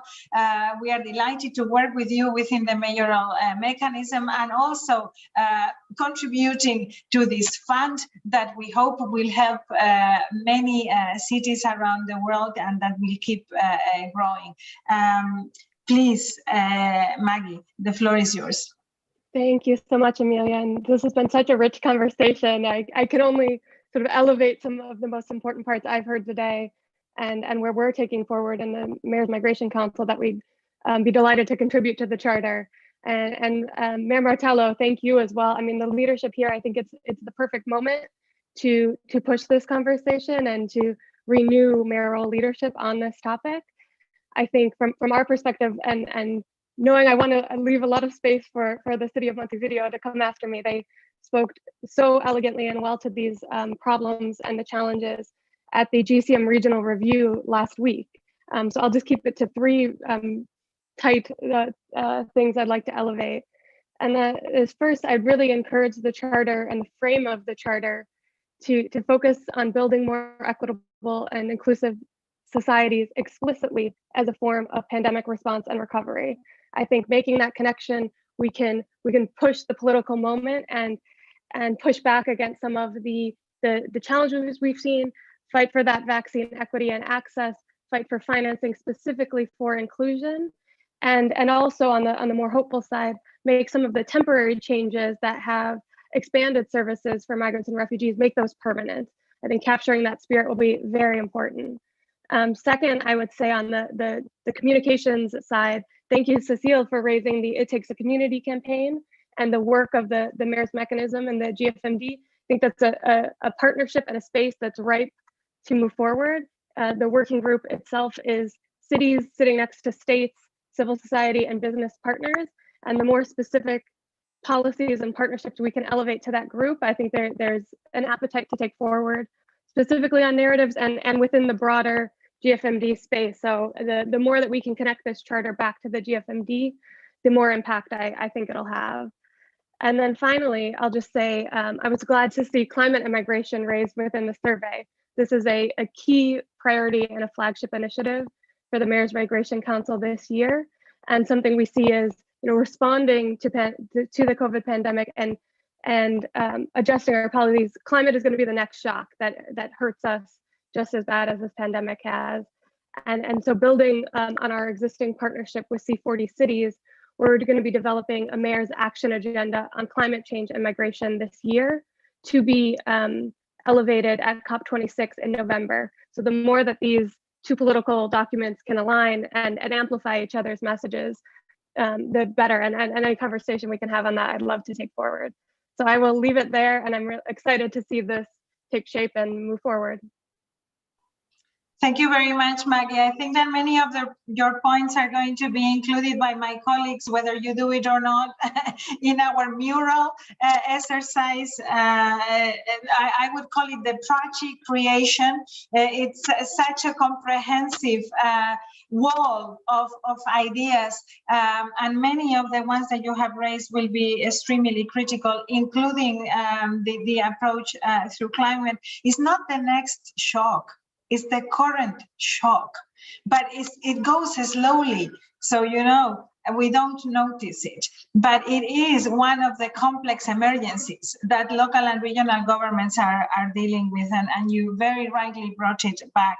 I also like a lot the idea of bringing the Lampedusa Charter to connection with the recovery. I think the mayor used the COVID context as a very important reference for us, but to circle it back within the work of the more agenda part of the charter might be also very interesting. So thank you very much for those inputs, and we will be picking your brains in the coming weeks and months. And now I really like finishing off in Latin America with this exercise, because our work around migration started very Mediterranean, but with very strong membership in different parts of the world that were experiencing very big flows. And the inputs from Montevideo are very important also because they play such a critical role in Mercociudades, a very important network that brings together part of our membership in Latin America. So Fabiana Goyeneche, the Director of International Relations of Montevideo, greetings and thank you for joining us again, Fabiana. The floor is yours. Muchísimas gracias, Emilia. Buenos días para todos y para todas. Se ha dicho tanto, ha sido tan enriquecedor este intercambio que precisamente queríamos hacer énfasis en el enfoque desde el sur global y como Mercociudades, pero también como Montevideo, desde este cono sur que vive la migración con tanta particularidad. Yo quiero destacar algunas cuestiones de las que se han mencionado parcialmente hoy, pero que para nosotros hacen un interés muy particular. En primer lugar, en cuanto a la gobernanza en relación a las migraciones, creo que hay dos temas que son súper importantes a tener en cuenta y que tienen que quedar claro en la Carta de Lampedusa. Por un lado, la necesidad de la coordinación multinivel. En esto todos los niveles de gobierno, pero además la generación y el trabajo en alianzas, y esto enmarcado por supuesto en el Objetivo de Desarrollo Sostenible número 17, tiene que estar presente. La construcción de una nueva narrativa, de una nueva comunicación en relación a las personas en situación de migración tiene que ser una construcción colectiva desde las bases, pero también entre todos los actores que tienen alguna forma de incidencia. Por otro lado, también nos importa que se realice, por supuesto, con un enfoque desde el desarrollo sostenible y con enfoque de derechos humanos, ¿no? Hoy se habló mucho y con un acierto y una claridad muy importantes en cuanto a que no todas las personas migrantes están en situación de vulnerabilidad, ¿no? Que cuidado con romantizar la migración, bueno, para tratar de ser precavidas en el respecto de ello, es importante el enfoque de derechos y es importante también trabajar las migraciones desde la interseccionalidad, que creo que es la clave que nos da la herramienta para realmente ver dónde las personas en situación de migración son personas en situación de vulnerabilidad, cuáles son esas vulnerabilidades, cómo afectan a las distintas personas. No es lo mismo ser una mujer migrante que ser un menor no acompañado migrante. Tener también un enfoque, sobre todo en relación a los ciclos de vida y a las generaciones. Nos preocupan mucho las infancias migrantes, creo que hacer un especial énfasis en las infancias migrantes y en la relación con la criminalización que está habiendo, ¿no? Trabajar por una migración regular y segura tiene que ser trabajar hacia la protección de derechos y no hacia la criminalización de las personas en relación a su regularidad o a su estatus legal. Por otro lado, creemos que es necesario que desde los gobiernos locales se realicen políticas y programas específicos en estos temas, porque también es cierto que es un abordaje bastante nuevo para los gobiernos locales, ¿no? Si bien ya hace un tiempo que lo venimos trabajando, es algo muy vigente en este momento, que nos requiere innovación, que nos requiere pensar por fuera de la caja, y también es necesario políticas tanto universales que con la interseccionalidad tengan el enfoque de derechos de las personas en situación de migración, y también políticas focalizadas que apunten a programas específicos que ayuden a las poblaciones migrantes y que nos ayuden a los gobiernos locales a construir esa narrativa positiva. Porque los datos están, es decir, los hechos que nos demuestran cuánto la población migrante enriquece a las ciudades están. Pero necesitamos no solamente recogerlos, recabarlos y sistematizarlos, sino además elaborar políticas públicas basadas en esa evidencia, ¿no? Y hoy retomo un poco lo que se hablaba en cuanto a que tenemos que convertir estas cartas y estas declaraciones en planes de acción. Creo que la carta tiene que comprometernos a generar planes de acción, a tener metas específicas que nos comprometan a quienes tenemos las posibilidades y la responsabilidad de elaborar políticas en este sentido, a hacerlo, a generar estas políticas y además a monitorearlas y a evaluarlas con participación, con transversalidad, con el enfoque de derechos y además posicionando siempre la importancia de que los gobiernos locales tengamos voz en la agenda internacional, tengamos voz en la agenda global y que esa voz sea utilizada para favorecer la construcción de una narrativa amigable con las poblaciones migrantes, con todas las poblaciones migrantes, pero con un enfoque especial hacia aquellas personas sí que están en situación de vulnerabilidad. Como sé que estamos estrechos de tiempo, solamente quiero poner un par de ejemplos bien específicos en los que los gobiernos locales tenemos muchas veces conflictos de convivencia entre las distintas personas que habitan nuestras ciudades y que ven involucradas a las personas migrantes y que nos muestran un desafío, pero también una oportunidad. Y es en relación al desarrollo económico local, es en relación a la generación de empleo y a la construcción del espacio público.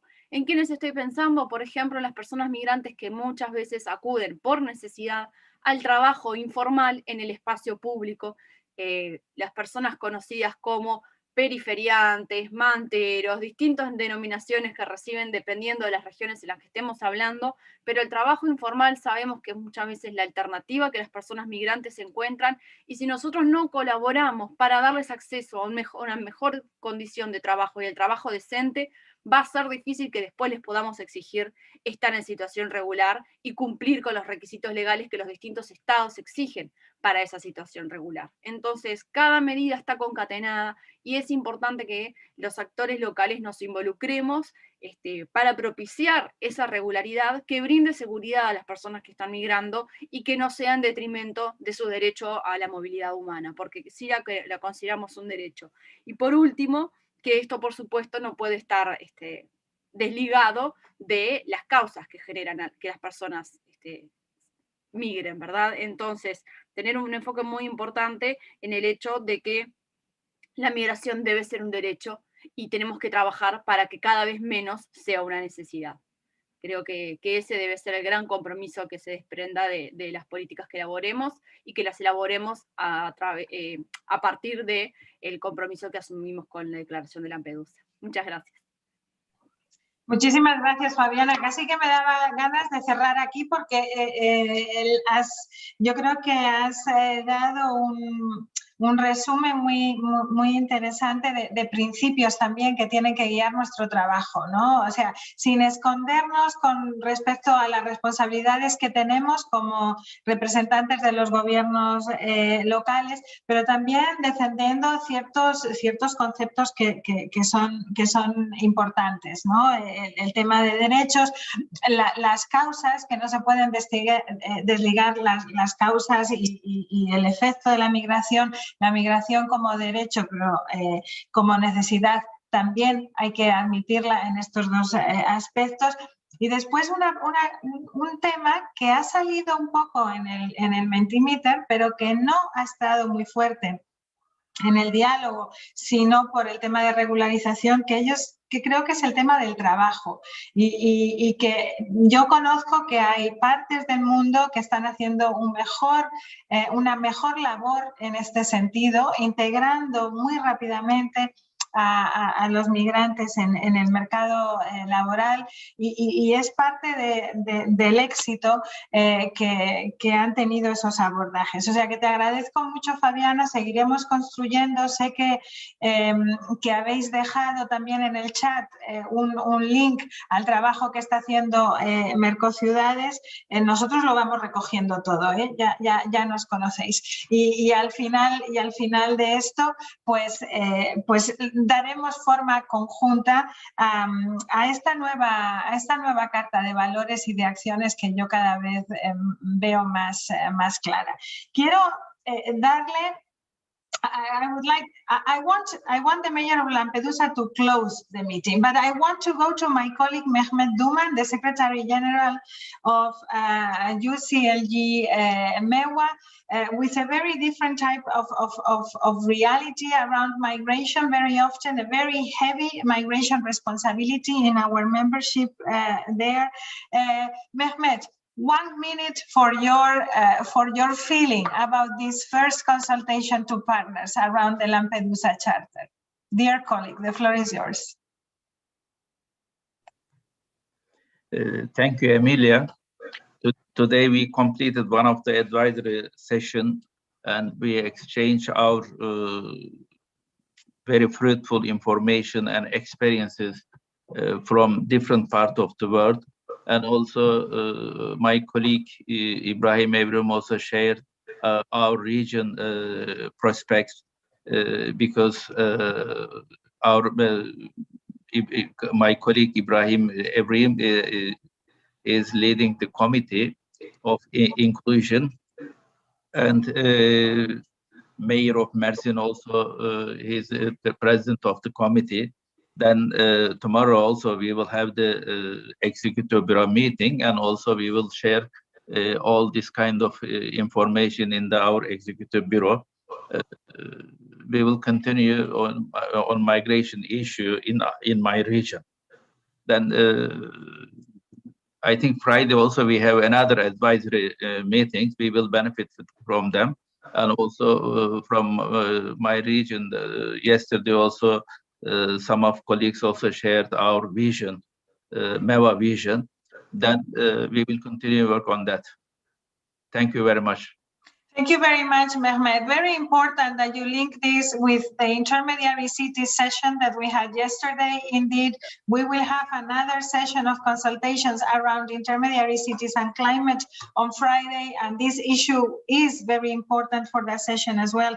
And of course, delighted to join the discussions. The President of United Cities and Local Governments and myself will join you tomorrow during your Executive Bureau sessions. As you can see, colleagues, we are putting this topic in all of the different parts of the agenda of UCLG. So, Mayor, I think we have come to the end of this session, and I would like to abuse your presence by inviting you to share with us some final comments. How have you seen the session, dear Mayor?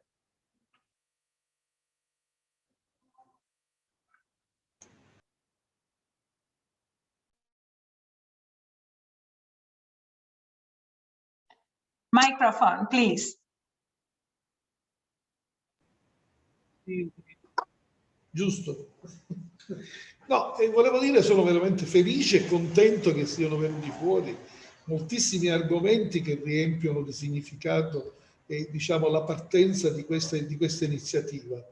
Però vorrei che non perdessimo di vista un problema fondamentale affinché si realizzano le cose che sono state dette questa sera. Allora, il Covid ha aggravato la situazione sul problema delle migrazioni, e questo non lo può nascondere nessuno. Le difficoltà per ognuno di noi sono cresciute nei confronti dei governi di appartenenza, ma anche nei confronti del governo europeo. E allora noi dobbiamo partire quando diamo per scontato che la Carta dell'Unione Europea è conosciuta da tutti sul problema del Global Compact for Migration, commettiamo un grande errore, perché anche nella discussione che è stata fatta con il commissario europeo, la Johansson, si cerca sempre di deviare del significato fondamentale di questa carta. Perché la reputo che è importante parlare del Global Compact? Perché? Perché è un documento che non ha un'appartenenza politica. È un documento che viene proposto dall'agenzia dell'ONU, dove non si ispira a nessuna ideologia politica tranne quella della solidarietà, tranne quella di affrontare un argomento che da molti governi europei, compreso anche quello italiano, vengono molte volte accantonati, vengono messi sotto il tappeto. Porto l'esempio, per esempio, di questi giorni. Quando c'è maltempo non ci sono sbarchi, quando c'è bel tempo a Lampedusa ci sono centinaia di persone che arrivano. In un giorno 700 persone. Dico, siamo ancora nel periodo invernale. E queste 700 persone che fine fanno? Qual è il rapporto che c'è fra le persone che arrivano e la popolazione praticamente italiana, europea? Ma loro neanche come si dice, lo sfiorano l'argomento. Non gli interessa nulla. A maggior ragione noi che viviamo l'argomento dobbiamo su ogni intervista precisare che non c'è nessun contatto fisico tra la popolazione e i migranti, perché per il codice Covid, perché lì poi nascono le speculazioni. nascono una serie di argomenti che mettono in discussione perfino la nostra sedia che è stata conquistata con la votazione popolare. E allora il problema fondamentale è fare capire, ma fare anche approvare questo documento che parla praticamente di flussi regolari, sicuri. Cioè perché? Perché se la gente non riesce a capire, a prendere questo messaggio universale, tutto il resto sarà una fatica a realizzarlo. E allora bisogna necessariamente creare come si dice, un incontro a livello europeo per cercare di convincere il presidente della Commissione, la van der Leyen, di affrontare il problema dell'immigrazione. Anche perché, ripeto, quando siamo stati sentiti dalla Commissione sui diritti civili, allora loro addirittura facevano l'esempio di Lesbo, cioè nel senso che chi arriva in un paese deve aspettare il rimpatrio. E allora voi pensate, il puntino che si chiama Lampedusa, in 3 mesi sono arrivati 27.000 persone. Che cosa significa fare vivere sull'isola di Lampedusa i 6.000 abitanti con 27.000 persone che sono sbarcati in 3 mesi? Cioè ci sono idee assurde. E allora se questa carta, il valore della carta è quella che gli argomenti universali, che sono l'argomento dell'accoglienza, l'argomento di una migrazione, come abbiamo detto, sicura e regolare, e devono essere argomenti che devono essere ratificati dagli stati, perché solo così noi possiamo essere portatori di elementi aggiuntivi per parlare di integrazione e anche di altre cose che sono bellissime. Questa sera sono uscite fuori delle cose veramente interessanti. Però noi vogliamo che si mettano in atto queste cose e che appartengono a tutti, non solo a una parte o a un'isola felice che può essere una città dispersa nel mondo. Ecco, da lì si parte, perché l'argomento principale è la pace. Senza questo argomento, tutti gli altri argomenti, secondo me, finiranno, come si dice, solo come discussione, ma niente di più. Grazie. Thank you very much, Mayor. You've got our promise to make sure that these universal values are also discussed at global level, that we indeed put the light also on some of the things that are happening at European level, that the values and the visions are accompanied by proposed actions and commitments. I don't think there is much more else I can say, and I think we have gone over time, so I would propose to close here. I would like to congratulate my own team. I know that they put their heart and soul into this work, and thank you to the policy team, but in particular to Prachi and to Fatima, the faces of migration in my team. Thank you very much to all the parts of the network that are following these discussions, and thank you very much to all the partners that are walking this road with us. Above all, caro Sindaco, mille grazie e a presto. Ci rivediamo. Ciao. Take care. Take very good care. Bye-bye. Thank you. See you soon again.